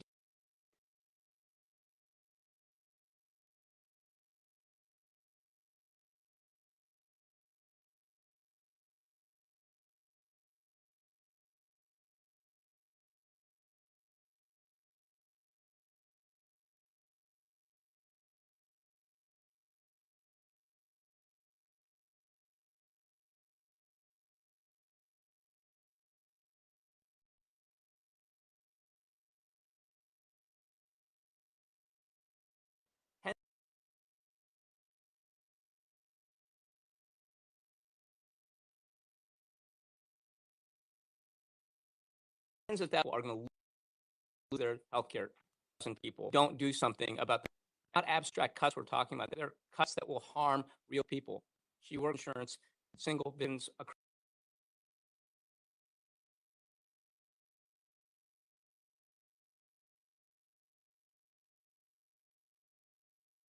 the country cannot. These are people who we're talking about who will die, and retirees and rural residents across the country. Then we'll see higher individuals for 50,000 and increases on average for 75% or more, or even quadruple. I will just tell you, I want to see us stand up right now. They want to see us of the administration, Congress that refuses to act to hold Donald Trump in check. I recently had a chance to meet with my air traffic controllers, and while they are going to work right now, and they're being encouraged to do so by their union, they also are going without pay. Their families are struggling. They don't know how long this shutdown is going to last. And I'll just say that they told me specifically, we need you to stand up and fight. The stakes of this are much more important than us losing pay for a couple weeks. We need you to stand up and fight back. And it's not lost on me as a member of the Oversight Committee that this 3 week of us not being in session, of Republicans not being here, of Mike Johnson closing off the House floor, of not seating Adelita Grijalva, the ICE raids, the troops in our streets, they are all grossly unprecedented. Many of these actions are grossly illegal, but they're also effectively a way to distract from the fact that this administration also is engaged in a massive cover-up of the Epstein files. that they refuse to produce these, that Donald Trump has called these a hoax. As someone who sits on the Oversight Committee, who's talked with the survivors of some of the survivors of the Epstein child sex trafficking ring, let me tell you, this is not a hoax. There are documents out there that we need access to that I think will expose a lot of light onto the breadth and scale of this operation. We demand justice for the survivors, transparency for the American people, and that is also part of why we need to stand up right now, because people deserve transparency and justice. And with that, I yield back. Thank you so much to our panelists. And as they make their transition, we'll ask Congressman Jamie Raskin of Maryland, Congresswoman Emily Randall of Washington, and Congresswoman Kelly Morrison of Minnesota to make their way to the witness table.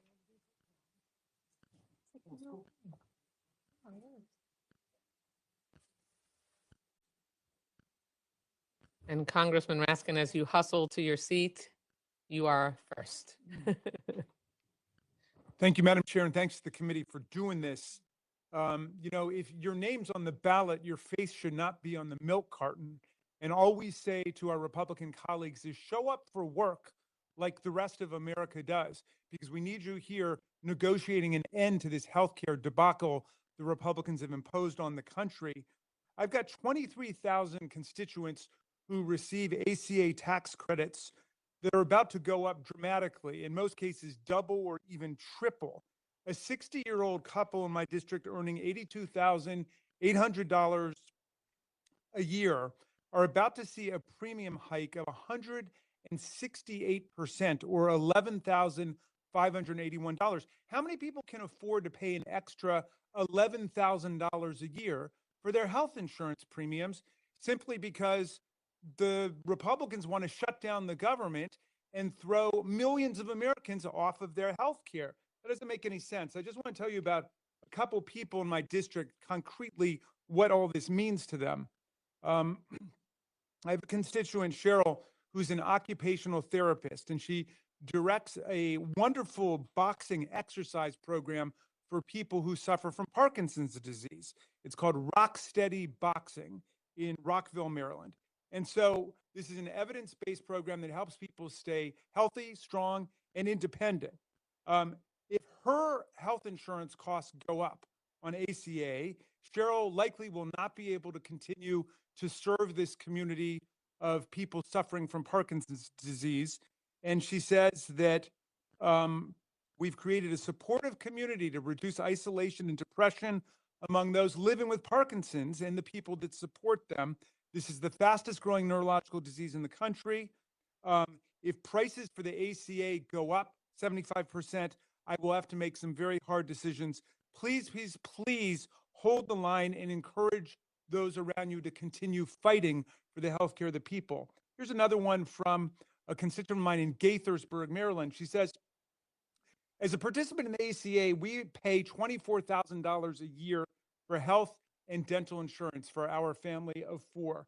We will not be able to afford insurance for our family if you do not hold the line on the issue of Medicaid and ACA tax incentives. Now is the time for political courage, she writes. Please do not compromise with fascists or those who seek to erode our freedoms. I am counting on you to defend our democracy and uphold your oath to the Constitution. So this is, we're in the fight of our lives here. This is a critical moment for American democracy. We don't have national health care the way that Canada does or most of the advanced civilized industrial countries do. But we've been able to patch together a system that's working for a lot of people, and they want to pull the plug on health care for millions of people. And we've got to hang tough and stand strong. So thank you for doing this, and I'm happy to yield back, Madam Chair.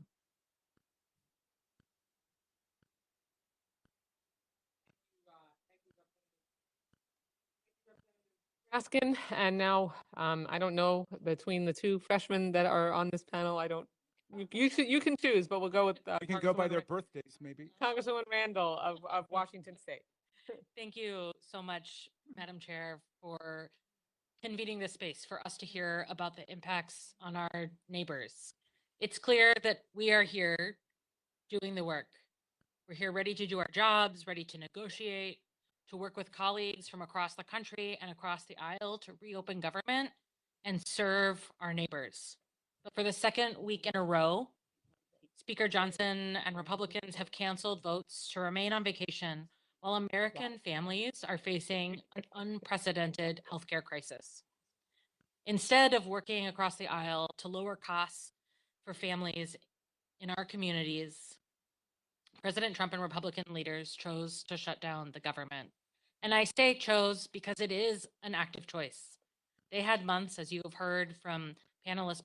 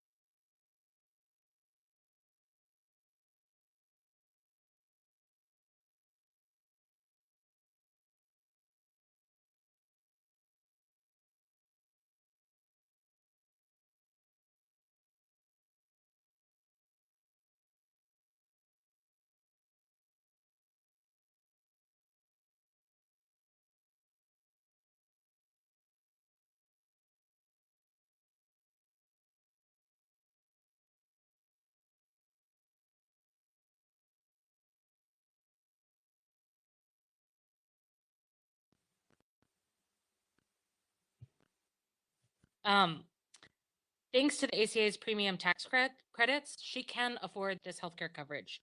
She's a small business owner, an independent provider, and she buys her healthcare on the ACA. But losing this benefit would push her insurance costs to nearly $3,000 a month. And the average mental health care provider makes about $60,000 a year. So $3,000 a month is solidly more than half of her take home pay, leaving her just an average of $2,000 a month to pay for rent, to pay for food, to pay for all her other necessities. Other constituents with stories like these said, I wasn't able to afford health insurance until the tax credits.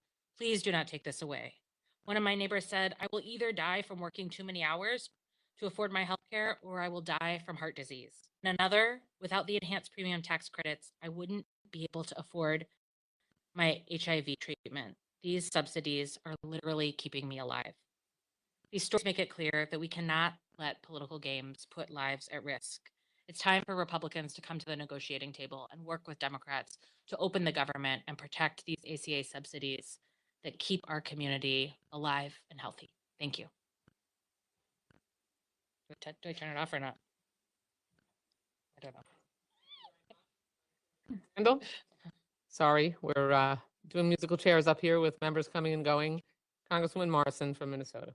Thank you, Madam Chair, and thank you for holding this hearing and for giving the people of Minnesota's 3rd District the opportunity to participate, 3rd District that I proudly represent. Prior to my service later, I had the privilege of caring for patients as an OBGYN for more than 20 years. And I can tell you as a physician, I am truly afraid for my patients and for my colleagues to take care of them. The Republican policies of gutting Medicaid and now threatening to not extend the ACA premium tax credits that have made it possible for millions of Americans to access health care will cause tens of millions of Americans to lose their health insurance. Such a drastic increase in uninsured Americans will have dire consequences for clinics and hospitals already struggling to stay above water. In Minnesota, we are proud to offer the kind of care that people travel from neighboring states multiple hours, and in some cases, hundreds of miles to access. It's the kind of care the community, the state, and quite frankly, the Midwest region of the United States simply cannot afford to lose. But Republicans have put the desperately needed care these facilities provide in serious danger. A salient example in Minnesota is HCMC, a safety net hospital, level 1 trauma center, and a lifeline for the upper Midwest that runs the busiest emergency room in the state of Minnesota and trains the physicians we count on in moments of crisis, the literal future of our physician workforce. And I might add, the hospital that took care of many of the children who were shot in the Annunciation Catholic school shooting. It's safety net hospitals like HCMC that are strained even further under the circumstances Republicans have manufactured. Facilities will be forced to choose what service lines they have to cut, what workers must be let go, what patients will be forced to go elsewhere for care that will no longer be available. Failing to extend ACA premium tax credits and allowing devastating Medicaid cuts means those patients and patients of hundreds of physicians in this country will suffer because Republicans refuse to act. When a person or a family is without health insurance, it hurts their health in the short and the long term. You delay care. You postpone your appointments. You wait until you need emergency care. You give up the medications that were helping to keep your chronic condition from becoming life-threatening. Your child misses the vaccine that could have prevented a hospital stay, or worse. You miss the routine screening that could have caught the cancer early. Investments in preventative care save lives and save taxpayer dollars. Safety net hospitals and their workforces struggle when a community is made sicker by delays in care and growing numbers of people without coverage. Republicans are protecting billionaire tax cuts over the health of low and middle income families on the American taxpayers' dime and on the backs of healthcare workers across the country. And while all of that is more than enough reason to reverse that crisis, an analysis of the Republican health plan estimated over 50,000 preventable deaths as a direct result of the path Republicans have put us on. So Republicans are holding the government hostage at the expense of American lives. They've spent the last 8 months putting our vulnerable healthcare system on a fast track to disaster. They pushed almost $1 trillion in cuts to critical health programs, endangering countless clinics and hospitals, many in their own districts, to deliver tax cuts that benefit primarily billionaires. Now they're demanding we support a plan that will result in millions of Americans paying hundreds more a month for health insurance, thousands more in many cases to make the grim decision to live without coverage. Over half of the Americans at risk for the highest impact live in districts they represent. But my Republican colleagues are out of town with no urgency to act. It's unconscionable to me as a physician and should be absolutely disqualifying for the legislators failing to protect the health and well-being of the Americans they were elected to represent. With that, Madam Chair, I yield back. To our panelists, thanks for coming to work today, unlike some of our friends who chose to not be here and get the people's work done. As we make a transition to the next panel will include Representative Jasmine Crockett of Texas, Representative Morgan McGarvey of Kentucky, and Representative Susan Delbene of Washington State.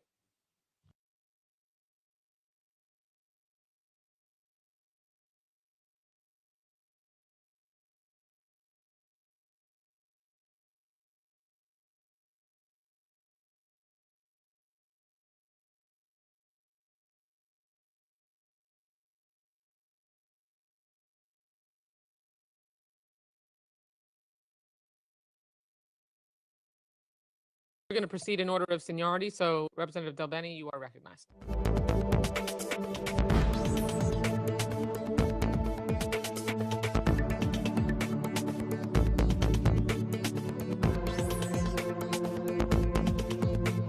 Individuals will lose Medicaid coverage because of the big ugly bill Republicans passed.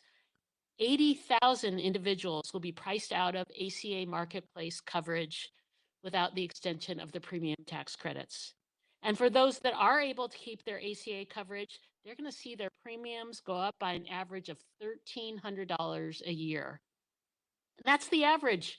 Older adults in my state between the ages of 55 and 64 are expected to see their marketplace premiums increase by over $1,900 next year. Trump promised to bring down prices, and he broke that promise.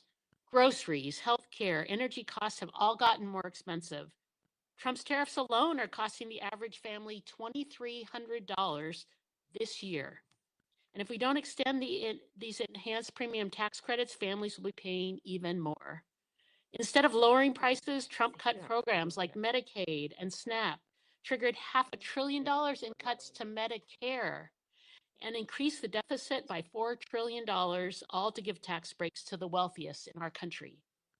And now Trump and congressional Republicans won't come to the negotiating table to ensure that healthcare costs don't skyrocket next year. Democrats are here. We're right here. We're House Republicans. I've spoken about these issues numerous times, and I want to spend some of my time today making sure we hear from the folks that directly impacts. Here, right here, a collection of stories of people in Washington who are worried about losing their health care coverage without the extension of the tax credits. In here are stories of young professionals, parents, cancer survivors, business owners, and retirees who have coverage on the exchange so they can take care of themselves, their families, and their businesses. These are everyday Americans who just want to ensure they can go to the doctor next year if they need to. And it's not just those who get coverage through the ACA or Medicaid who should be worried. Our providers and health systems have been sounding the alarm. They know that these cost increases eventually are going to impact everyone. Cassie Sauer, the CEO of the Washington State Hospital Association, shared that, and I quote, "Choosing not to extend the enhanced premium tax credits will only make it harder to sustain local healthcare services. People who can't afford the increased premiums will still need healthcare. Hospitals will be left covering the cost of their care at a time when they are already struggling and bracing for the impact of the cuts imposed by H.R. 1, end quote. I've also been in contact with the Washington's State Insurance Commissioner, Patty Kuderer, and she said, quote, "Washington State has made tremendous progress in lowering our uninsured rate to 5%.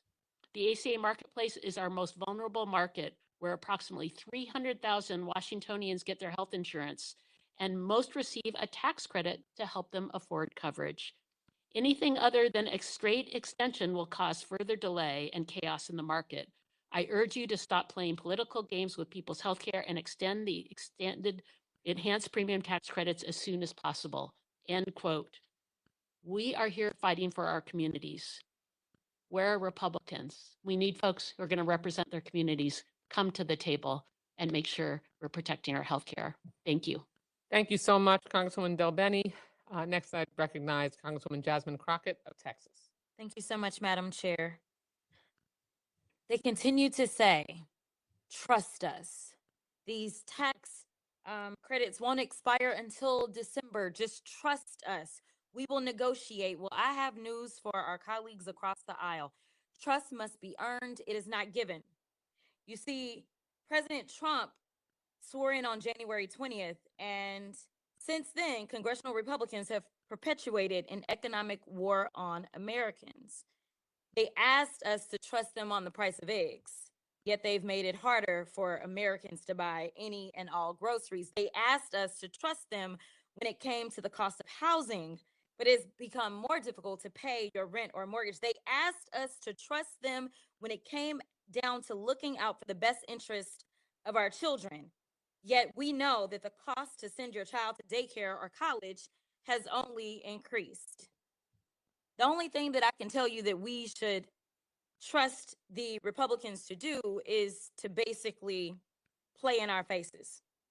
You see, the one thing that we should do is distrust everything that they say, and that is why Democrats are here today fighting. We showed up to work because we understand that in this shutdown, we are still getting paid. Unfortunately, those that work for the federal government are not going to be paid. They are about to miss their first checks. And so it is so interesting that someone can say, we're not going to show up to work. We're not going to do everything that we can to reopen the government, but yes, you must show up. What I have to say to those hardworking federal employees and those that happen to be out sick right now is that I anticipate that a lot of people are going to catch a lot of colds in the coming days, because it seems like the only thing that these people will understand is if we have a real shutdown, a shutdown in which the people that actually make this country go start acting like the Republicans, and they just decide that they're also not going to show up, because at the end of the day, we have a president who recently said that he doesn't know whether or not he even wants to pay people when we do reopen this government. In just 8 months, Republicans have shattered an already broken public health system. Their one big ugly bill enacted the largest cuts to health care in American history. Texas, under Republican rule for over 30 years, already had the highest uninsured rate in the country. And now an additional 1.6 million Texans are projected to lose their health insurance. But I want to be clear about this. This isn't just about those that will lose health insurance, because at the end of the day, we all will be impacted. Everyone's healthcare costs will go up, and everyone may end up missing a hospital or a doctor because of the reckless policies of the Republicans. Just in my district, a 60-year-old couple making $80,000 a year would see their premiums increase by nearly $20,000. A family of four making $64,000 a year would see an increase of $2,571, roughly 197%. Stripping away healthcare is just one aspect of their economic and healthcare assault on Americans. They've eliminated critical funding for local health departments and community organizations doing critical public health work. So we're here today because Republicans have once again chosen to prioritize billionaires and corporations over everyday Americans. Veterans, teachers, students, law enforcement officers, members of the military, factory workers, bus drivers, all of whom will be hurt by Republican healthcare assault on Americans. I'm here today to speak for the 90,000 people in my district who will see an increase in their healthcare cost, and the millions of Texans who could lose their coverage if we don't extend the tax credits. And I wish that Republicans would put as much energy into doing their jobs and protecting healthcare of their constituents as they do into protecting Jeffrey Epstein and Ghislaine Maxwell. Maya Angelou said, "When they show you who they are, believe them the first time." The final point that I'll make is that some people in this building know that I have a best friend by the name of Marjorie Taylor Greene. She even recently stated, "I'm going to go against everyone on this issue because when the tax credits expire this year, my own adult children's insurance premiums for 2026 are going to double." Now, the fact that Marjorie and I agree on anything tells you how bad this is. America, it is time to call your representatives, your Republican representatives, and tell them to show up and do their jobs. Thank you, and I will yield. Thank you.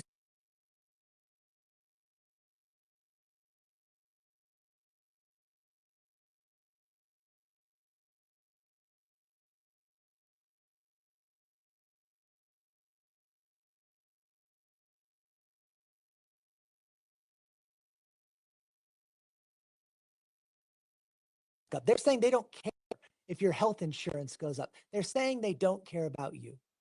We're all hearing stories from all over our communities. And literally right before I walked down here today, I was speaking with a woman from Louisville, Kentucky named Ann. Ann's a small business owner. She's a real estate appraiser. She has a second part-time job to help make ends meet. She's married. Her husband's an independent contractor. And together they have a 19-year-old son who's disabled. He's had 14 surgeries at this point in his life.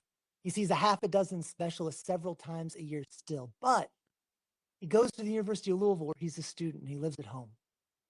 And how is Ann able to do all of this and make this work? It's because as a middle-aged small business owner who has an autoimmune disease and asthma, she has health insurance. And she has health insurance because of the Affordable Care Act. Now, is that health insurance cheap or free? No. In fact, Ann has a silver plan right now where she pays $350 a month. But it's $350 a month because there are tax credits. Without those tax credits, Ann's health insurance would be $1,275.69 per month. And she told me today on the phone, that is more than her mortgage. What does she do? She already owns her own business. She already has a second job. She has a disabled son who is able to go to college. She is terrified of what's going to happen, scared to death. She literally told me, I don't sleep. I lose my breath just thinking about it. Because while the Republicans pretend that there's no urgency to this right now, Ann and her family are making the decision of whether or not they're going to have health care next year. Open enrollment's happening now. She has to choose. She's on the silver level plan, not the gold level plan, not the platinum level plan. She's on the silver level plan. She doesn't know how much that's going to cost next year. She doesn't know how much any plan is going to cost next year because the Republicans in Congress refuse to act. They refuse to act to bring down the cost of health insurance, to make it possible for people to start their own business, to make it possible for people to live their dreams. You know what? To make it possible for when life isn't perfect, to make ends meet and know that you can go to the doctor. So what's Ann doing right now? She's going to as many doctor's appointments as she possibly can. She is going to her doctors and asking if they have extra samples so she can stock up on medicine because next year she doesn't know if she's going to be able to go to the doctor.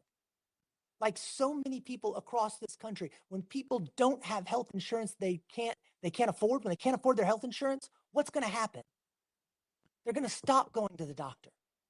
They're going to stop getting the preventative care. But guess what? That's not going to stop people from getting sick. And when people get sick, they're going to go to the emergency room, and that care is going to be more expensive. And it is going to be borne out by everybody. As Ann told me, she said, if I don't have health care, I won't go to the doctor. I won't get regular care. I will end up in the ER. And if you want to be cold, callous, and mean, it just costs less for you to let me have preventative care. And then she said, and I think this is the point, if you just want to be a total jerk and look at the bottom line, then actually passing these tax credits is cheaper than not passing these tax credits. So where are the Republicans? They know this is important. They know it's urgent because when Donald Trump passed tax cuts for billionaires in 2017 that were going to expire at the end of this year, they made sure to extend and expand those, calling us back in over the 4th of July to make sure it was done. Now that people's health insurance is on the table now, they are nowhere to be found. They've got to come back to Washington. They've got to work with us to open the government back up and to lower the cost of healthcare for the American people. I yield back. Thank you very much to all of our panelists, and thank you for helping us remind the American people that we are here working and the Republicans have not shown up to work. Our next panel should make their way to the table. That includes Representative Jahana Hayes of Connecticut, Representative Yasmin Ansari of Arizona, and Representative Jimmy Panetta of California.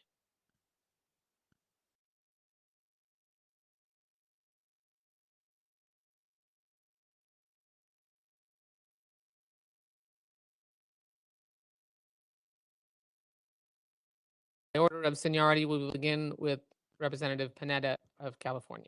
Thank you,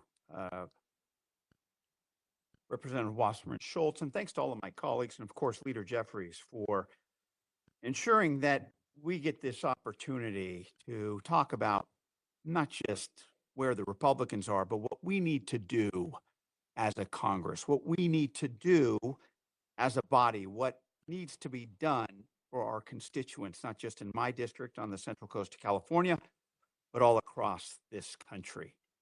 Now, in my limited time as the U.S. representative, I've continued to hear from my constituents, be it workers, retirees, disabled neighbors, injured loved ones, Medicare recipients, Medicaid beneficiaries, and everyone in between, that no matter how they get their health care, it's harder and harder and harder to come by and to sustain even basic health care. That's why I have repeatedly called for us to invest in our healthcare system by reforming Medicare and building on the foundation of the Affordable Care Act. Nobody in this country should have to go without health care or to struggle to find an appointment or watch one of the last hospitals in their county close its doors. But unfortunately, the one big bill that's signed into law by the president in July does the exact opposite to help those types of people.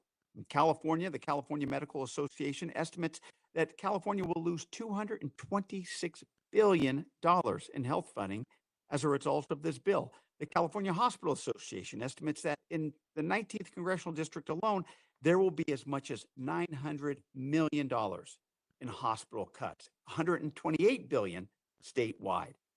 And every single provider I talk to, from community health care centers to trauma centers, the local hospitals, are absolutely terrified as to what these cuts will mean for every single patient when our doctors are forced to close their doors. I think we all understand this affects everybody.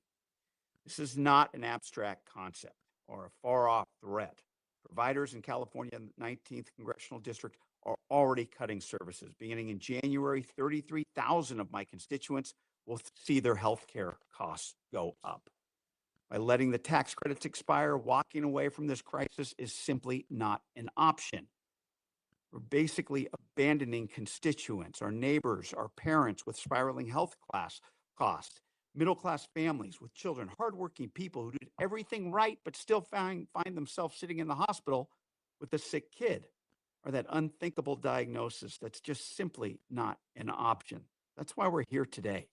We're here because we are urging our Republican leadership in the House, in the Senate, and yes, even in the White House, to do something we've done in my limited time in Congress. Something not too abstract. Let's just negotiate. In my limited time, I've been through 29 continuing resolutions. I'm not proud that we've had to have these continuing resolutions, but I am proud that each of those CRs were a result of negotiations, direct negotiations, Democrats and Republicans sitting at the table. And you bet we have a lot to negotiate. And I want to harken back to what Representative Crockett said about trust. What you hear Speaker continuing to talk about is, well, we have till December to negotiate. You should trust us that we should negotiate. How can we trust a Republican leadership that has the cuts that they do and voted on them in the OBB? How do we trust a Republican leadership who allows its administration to make the impoundments that they've made? How do we trust a Republican leadership that makes rescissions to agreed upon spending bills? This trust comes about through these negotiations. That's why we should be here, because we need to do our part to make sure everybody comes to the table to negotiate so that we can protect healthcare, so that we can reopen up the government, so that we can reduce our costs. I think it's clear we're on the right side of this, and this is something where we need to make sure that constituents, not just in the 19th Congressional District, but constituents throughout the country, especially those in Republican districts, make sure they hold their representatives accountable, make sure they get them to the table so that we can negotiate, open up our government, and protect healthcare. Thank you, Madam Chair. I yield back. Thank you, Congressman Panetta. Next is Congresswoman Johanna Hayes of Connecticut. And thank you to all my colleagues for being here today, for showing up to work, just like the rest of the American people.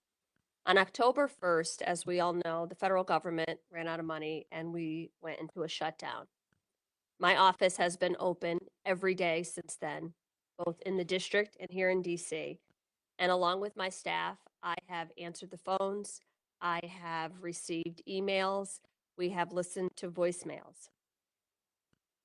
And overwhelmingly, people understand what it is that is happening right now. They understand the work that Democrats are trying to do to protect their health care. But there's also a sense of fear in their voices as they're telling the stories, trying to make the case, trying to help me understand. And I have to assure them that as Democrats, we do understand. And just so that we're clear, I'm hearing from people who are doing the best they can, showing up for work every day, small business owners, independent contractors, working people who have to purchase insurance through the marketplace. A couple in Danbury with an income of $88,000. They're working every day. They pay $613 currently for their health care. Their costs are expected to jump to $4,193 a month, from $600 to $4,000 a month. an increase of over $42,000 a year. And it's not just them. A couple in New Britain with around the same income making pays now $607, their premiums will increase to $4,286, an increase for the year of $44,000. That's half of their annual income. These are people who are already showing up to work, who are already doing everything that they're supposed to do. Last week, the Connecticut delegation did an event with Access Health CT. That is our official Connecticut marketplace. And the numbers were staggering. About 34,000 people in Connecticut will lose health coverage. About 23,000 of those people will see their costs rise. And about 108,000 people who currently receive access to nutrition programs will see those benefits jeopardized. This doesn't have to happen like this. It doesn't have to happen like this. September 19th was the last time the House was in session to vote. The last time Speaker Johnson had us here. He has canceled votes every day since then. October 17th is the day that Access Health CT will start sending out these premium notices to these people. And just the anticipation of those letters coming in the mail has already instilled fear in my constituents. But I will say the majority of callers understand how important it is to protect health care, and they want us to keep working to do that. My governor announced plans to try to backfill some of the programs that are being cut, to try to inject money into the WIC program to make sure our babies are fed, to help stabilize SNAP for a couple more weeks, to make sure our seniors and people who rely on these nutrition assistance programs get the care and the help that they need. But no state, not Connecticut, not any state, has the money to fill all of these gaps that are happening. LIHEAP programs in a state like Connecticut where winter is coming. All of the things that people rely upon. And I will say that I am here. I am ready to work. I am ready to negotiate and do whatever we need to get our Republican colleagues back to the table so that we can work out a deal. But I also recognize that we are not dealing with reliable legislating partners. So we have to make sure that we have concrete deals. We have to make sure that OMB can't take another $8 billion in appropriated funds and send it elsewhere. We have to make sure that projects do not fall silent and work sites end because they've taken the money. We have a president right now who's saying he's not sure if furloughed workers will be paid. This is legislation that he signed into law. And now he's saying he doesn't really know if that was the interpretation of it. This is an orchestrated effort to pressure not only Democrats, but the American people into accepting something that they know will be bad for them in the future. I am so proud to stand with House Democrats on behalf of not only my constituents in Connecticut's 5th Congressional District, but all across the country who understand that we are fighting for their care, that we are trying to lower the cost and cancel these cuts that are hurting them every single day. It would be different if we were talking about healthcare in a vacuum, but people are seeing costs rise everywhere. Housing, insurance, food, everything is rising. And we are the party that are standing up for people and not transferring wealth, trillions of dollars, to the wealthiest individuals in this country. I hope that my Republican colleagues are watching this, are hearing these stories from their constituents as well, are really understanding that we need to get back to the table and get back to work for the American people. I'm here. I was here last week. I'm here today. I'll be here next week. We're ready. So as soon as Mike Johnson gavels us in, Democrats are ready to do the work. And thank you again for convening this hearing today, and I yield back. Thank you, Congresswoman Hayes. Congresswoman Ansari of Arizona.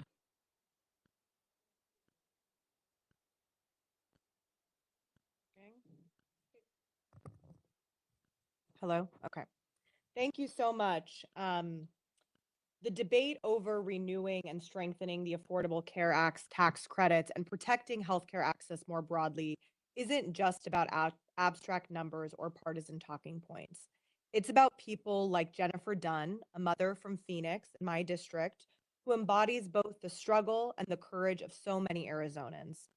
When Jennifer's second child, Atticus, was born 16 weeks premature, he weighed just 21 ounces. His skin was so translucent that the nurses could see his kidneys through it. Atticus spent 165 days in the neonatal intensive care unit before finally coming home. Now, at just 2 years old, he lives with cerebral palsy, a visual impairment, and developmental delays. Jennifer is also caring for another child with disabilities. She's unable to work because she's a full-time caregiver to her boys. Without Medicaid, her family's medical bills would have bankrupted them. Earlier this year, Jennifer traveled all the way from Arizona to share her story with Washington lawmakers. While she was here, she got a message that Atticus had stood up for the very first time. She said, "It's like he knew I was in DC, standing up for him, and he wanted to stand up for me." That's the kind of determination and hope that defines Arizona families.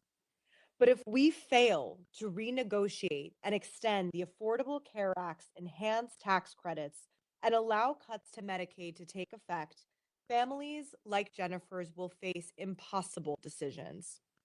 They'll be forced to choose between healthcare and groceries, between their child's therapy and their mortgage, between life-saving surgery and keeping a roof over their heads.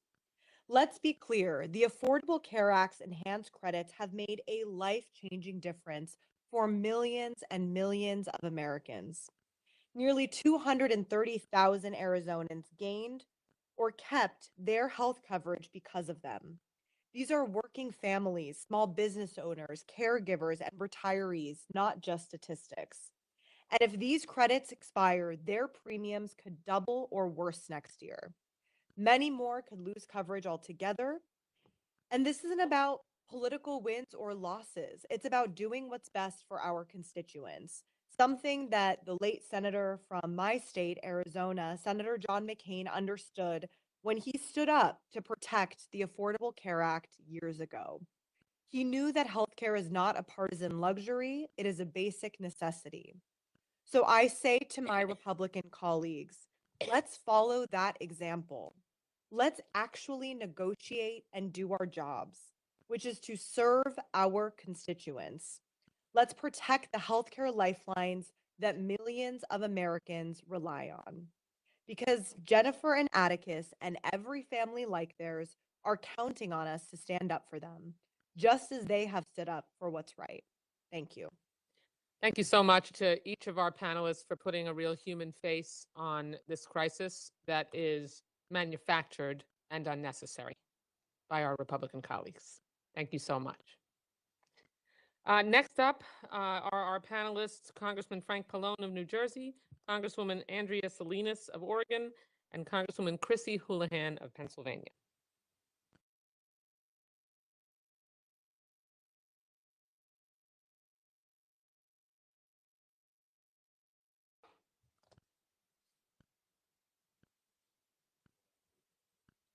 Do you want me to start, Madam Chair? Yes, please. Okay. First of all, I really want to stress this fact that the Republicans are missing in action.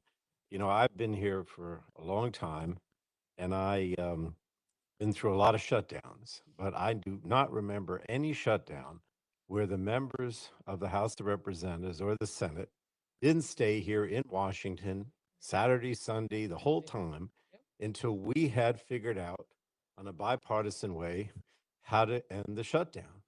And the fact that that the House Speaker canceled votes last week, canceled votes this week, so that we don't even have the opportunity to be here in session to vote on some negotiated bipartisan agreement to end this crisis is an outrage. It is totally an outrage. And for those who are suggesting that somehow there's no reason for us to be here because we can just vote on one proposal versus another is not an excuse. It is certainly not an excuse. The other thing too that I see is that our Republican colleagues in the House won't acknowledge that there is a healthcare crisis. When I say to them, "Oh, there's a crisis," They deny that it even exists. They refuse to show up to fix it. They say it doesn't exist, and they don't see the urgency of it. Well, let me tell you that we don't have any time, right? I mean, already in many states, they have put out the filings and indicated to the public what the next premiums are going to be without the help from the federal government that comes from the subsidies or the tax credits. What I'm hearing from my colleagues on the Republican side on the Energy and Commerce Committee, where I'm the ranking member, they say, well, we never supported the Affordable Care Act from the beginning. We never supported the enhanced premium tax credits. So why would you expect that we would care? Why would you expect that this matters to us? Now, I understand they didn't support it. I was one of the drafters of the Affordable Care Act when I was the chairman of the Health Subcommittee of Energy and Commerce at the time. I understand they didn't support it. I understand that they tried to repeal it. I understand they didn't vote for the enhanced premium tax credits. But for them to not understand why that's important, and having been, through COVID and so many crises, and realizing that healthcare premiums keep going up, the deductibles, the copays keep going up, and that this is a crisis, you have to be an ostrich. You have to have your head in the sand. You couldn't possibly not understand that or not care. But this is what we're hearing from them. Right now, November 1st, a lot of the filings are already out. November 1st is when the open enrollment begins for the marketplace, for the Obamacare or the ACA marketplace. So within the next few weeks, people are going to have to make a decisions whether or not they're, buy the insurance or not. And it's probably about 25 million Americans are going to face the sticker shock or the skyrocketing monthly premiums that come from the fact that they're not providing or not helping provide any, these extra tax credits that make a difference. Now, I just want to give you an example. I'm going to so many, and I've been here sitting here with you for a while, and I've heard some examples, but I wanted to just use one example of a 60-year-old couple making $85,000 a year in Fulton County, Georgia, that'll face a increase of more than $2,000 per month in January. You're making $85,000 a year, and you're going to buy insurance that is going to cost you $2,000 more per month. You're not going to do that. You're just going to go without the insurance. And what happens when you go without insurance? The costs for everybody else go up, right? You don't have insurance. You have you go to the hospital, uncompensated care. The hospital then doesn't have that money coming in, so they're going to increase premiums for everybody. This isn't just for people who are get their insurance through the marketplace. This includes those 65% of the public that get their insurance through the job, because all those providers, whether it's the doctor, whether it's the hospital, whether it's a nursing home, they're all going to have to spread those costs to people that have insurance through their jobs, right? And that could go up 10%, 20%, who knows, because of the uncompensated care. And then the next thing's going to happen. A lot of those employers are going to say, well, I can't afford to buy the health insurance for my employees anymore, or I'm going to buy a policy that's catastrophic, that doesn't cover anything, or increases the deductible, or increases the copays. So some people are saying, well, what does it matter? This only applies to the people, that buy their insurance through Obamacare. Most people get their insurance through the job. That is another false narrative. That is another lie that is being put out by the Republicans, because everybody is impacted by this. And you understand that this crisis has been aggravated by the fact that when they passed their big ugly bill or big beautiful bill, whatever they said, right? Not only did they not provide for the enhanced premium tax credits that we're now talking about, but they also cut Medicaid by $1 trillion. And the result of it is there's also going to be cuts to Medicare by 4% across the board because of the sequestration. I don't like to use that term with my constituents, but you know what I'm talking about, right? Mm-hmm. That's another $500 billion. Right. And all these things have created a crisis. But beyond that, this administration has created a healthcare crisis that goes even beyond Medicare, Medicaid, and health insurance in general, because you have a Secretary of Health and Human Services, Robert Kennedy Jr., who's telling people they don't need vaccines or making it more difficult for them to get vaccines. I have people calling me at my district office asking me whether they should take Tylenol. I mean, I've been dealing with healthcare for a long time, but I'm not a physician.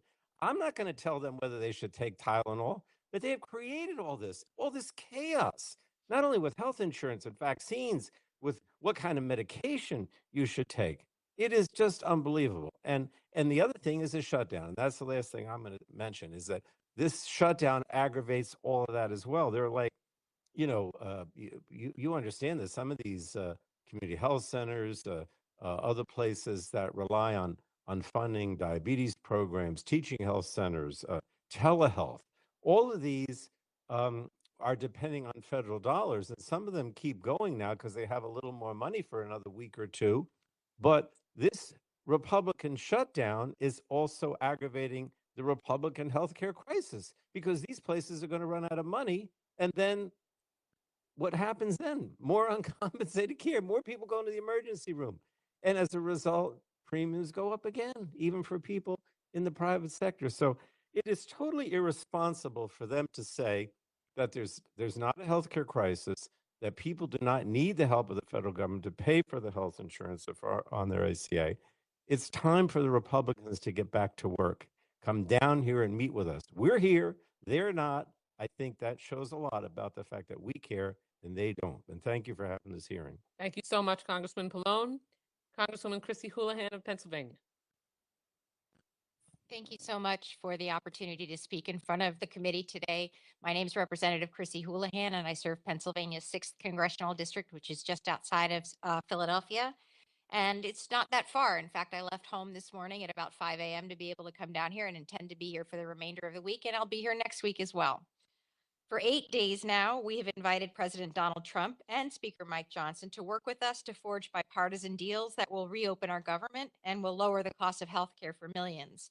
But where are the House Republicans? When you walk around the halls, they are nowhere to be found, and it's apparent that they are on an extended vacation. Where I have had a town hall and 4 different roundtables over the last 2 days, I'm not certain that any of our Republican colleagues are doing anything to advance our government or the people that they represent.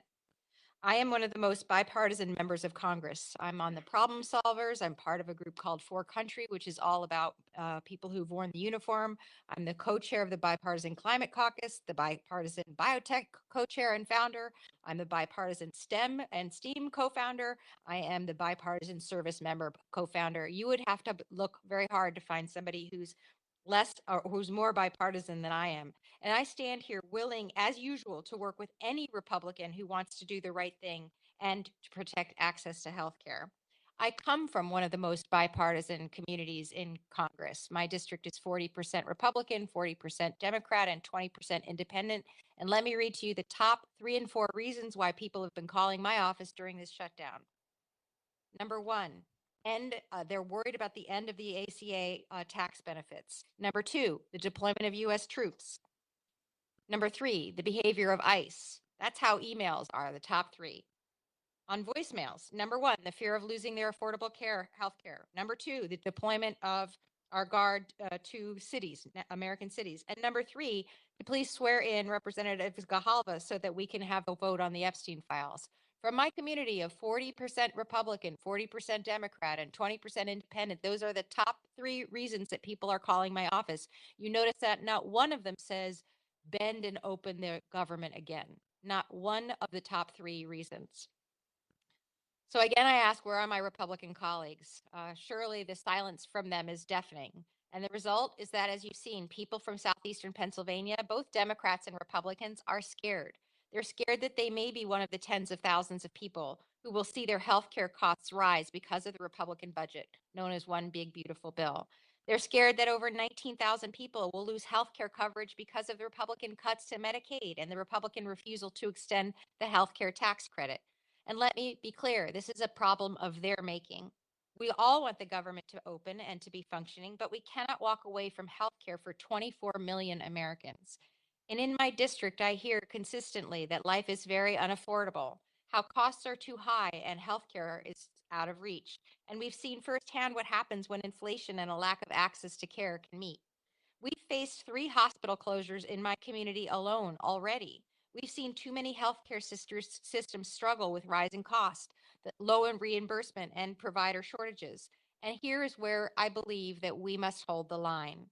because there's too much at stake for too many. If Republicans don't join us, join me, and act now, my community will certainly suffer, and so will theirs. Illness doesn't affect just one party. If you're diagnosed with breast cancer, it doesn't matter if you're a Republican or a Democrat or an independent. If a family member needs insulin, no one cares who you voted for. What unites us as Americans is that we all know someone who will face health challenges or may in fact be facing them ourselves. So I implore my colleagues across the aisle, please remember that. Please come and join us here in Washington. I remain willing to meet anywhere and anytime to negotiate a bipartisan government funding agreement that will protect people's health. Thank you so much for the chance to address the committee, and I yield. Thank you, Congresswoman Houlihan. Congresswoman Andrea Salinas of Oregon. Thank you, Chair Wasserman Schultz, and to the committee for the opportunity today. So President Trump and congressional Republicans refuse to cancel the healthcare cuts to millions of Americans, including the 16,000 in my district who are about to pay hundreds, if not thousands of dollars more per month for their health insurance. And similar to Representative Houlihan, my district is about a third urban, a third suburban, and a third rural. And this is important because about 27% of farmers across the United States get their health care through the Affordable Care Act. And so I see this as one of the biggest betrayals to Americans' rural communities. I recently sent out a survey to my constituents, and I'd like to share just a couple of the stories. First is a story from Steve, who lives in with his wife in Beaverton, Oregon. Steve is 68 and still working. He's on Medicare.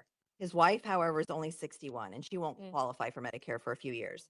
She currently pays $500 a month for coverage through the Affordable Care Act. But next year, her premium is set to increase to $800 per month unless Congress acts. In his response, Steve notes that his wife is a waitress at a small, locally owned restaurant. So an additional $300 per month is just simply too much on top of what they already pay for her health care. They likely won't be able to absorb that additional $3,600 a year in healthcare costs, and they will likely just not renew her health insurance and be forced to go without it. Another one of my constituents, Connie, responded with a similar story. She's from a place called Dallas. It's a small rural town in my district, and she has a bronze Affordable Care Act plan, which means her coverage really only covers serious injuries. Everything else she pays for out of pocket. She recently received a letter, one of those notices in the mail, telling her that her premium is going up. Right now, she pays $423 per month for her healthcare premium. Next year, due to Republicans' refusal to work, not just work with Democrats, but to come to work to extend the premium tax credits, she will pay a staggering $2,273 per month. That's an increase of over $1,800 per month in a small rural town in my district. And I don't know about you, but I don't know many people in my district or in Oregon who can afford that extra $1,800 per month for healthcare. These are just two stories from over what I expect to be about 16,000 people in my district. And obviously, we've been talking about millions more that we are going to see across America who will see their premiums spike unless Congress acts. I'm truly worried about Connie and Steve and his wife. I'm worried about all these people who will be impacted in my district and across the United States, and so many more. I don't know how they'll get the care they need if their costs go up next year. I don't know how we will be impacted in our rural healthcare clinics, in our senior living facilities. I don't know how we are going to help them. But I know how we can stop it from happening. Republicans can come back to the negotiating table. They can cancel their cuts to healthcare, extend the premium tax credits, lower costs for families, save healthcare. Help Oregonians reopen the government. Let's start there. Thank you all so much. Thank you. I yield back. Thank you very much. Thank you for sharing those very personal stories. Just another example of how important it is that we underscore the real impact on real people, which is going to cause real. Just this year, Republicans have enacted the largest cut to Medicaid in American history. 14 million people will lose their health insurance as a result. Hospitals, nursing homes, and community-based health centers are closing all across the country, including in rural America, because of what Republicans have done with their one big ugly bill. They've also set in motion a possible $536 billion cut to Medicare because of the steps that they've taken this year on a partisan basis. Unless Congress acts by the end of December. Republicans have refused to extend the Affordable Care Act tax credits. And as a result, this month, tens of millions of Americans all across the country are receiving notices from their health insurance companies, making it clear that their premiums, copays, and deductibles are about to skyrocket. In some cases, double, triple, or quadruple. Married couple, for instance, that makes less than $100,000 can barely get by, currently is on the Affordable Care Act and pays $8,000 a year. That's already too much. But because of the Republican refusal to extend the Affordable Care Act tax credits, their yearly expense could triple to $24,000 a year. They will lose their health care or go into medical bankruptcy. That is not acceptable here in the United States of America. And that is why House Democrats, partnering with Senate Democrats, are continuing to stand on the side of protecting the health care of working class Americans, middle class Americans, and everyday Americans all across the land. Thank you again to our witnesses for your presence here today.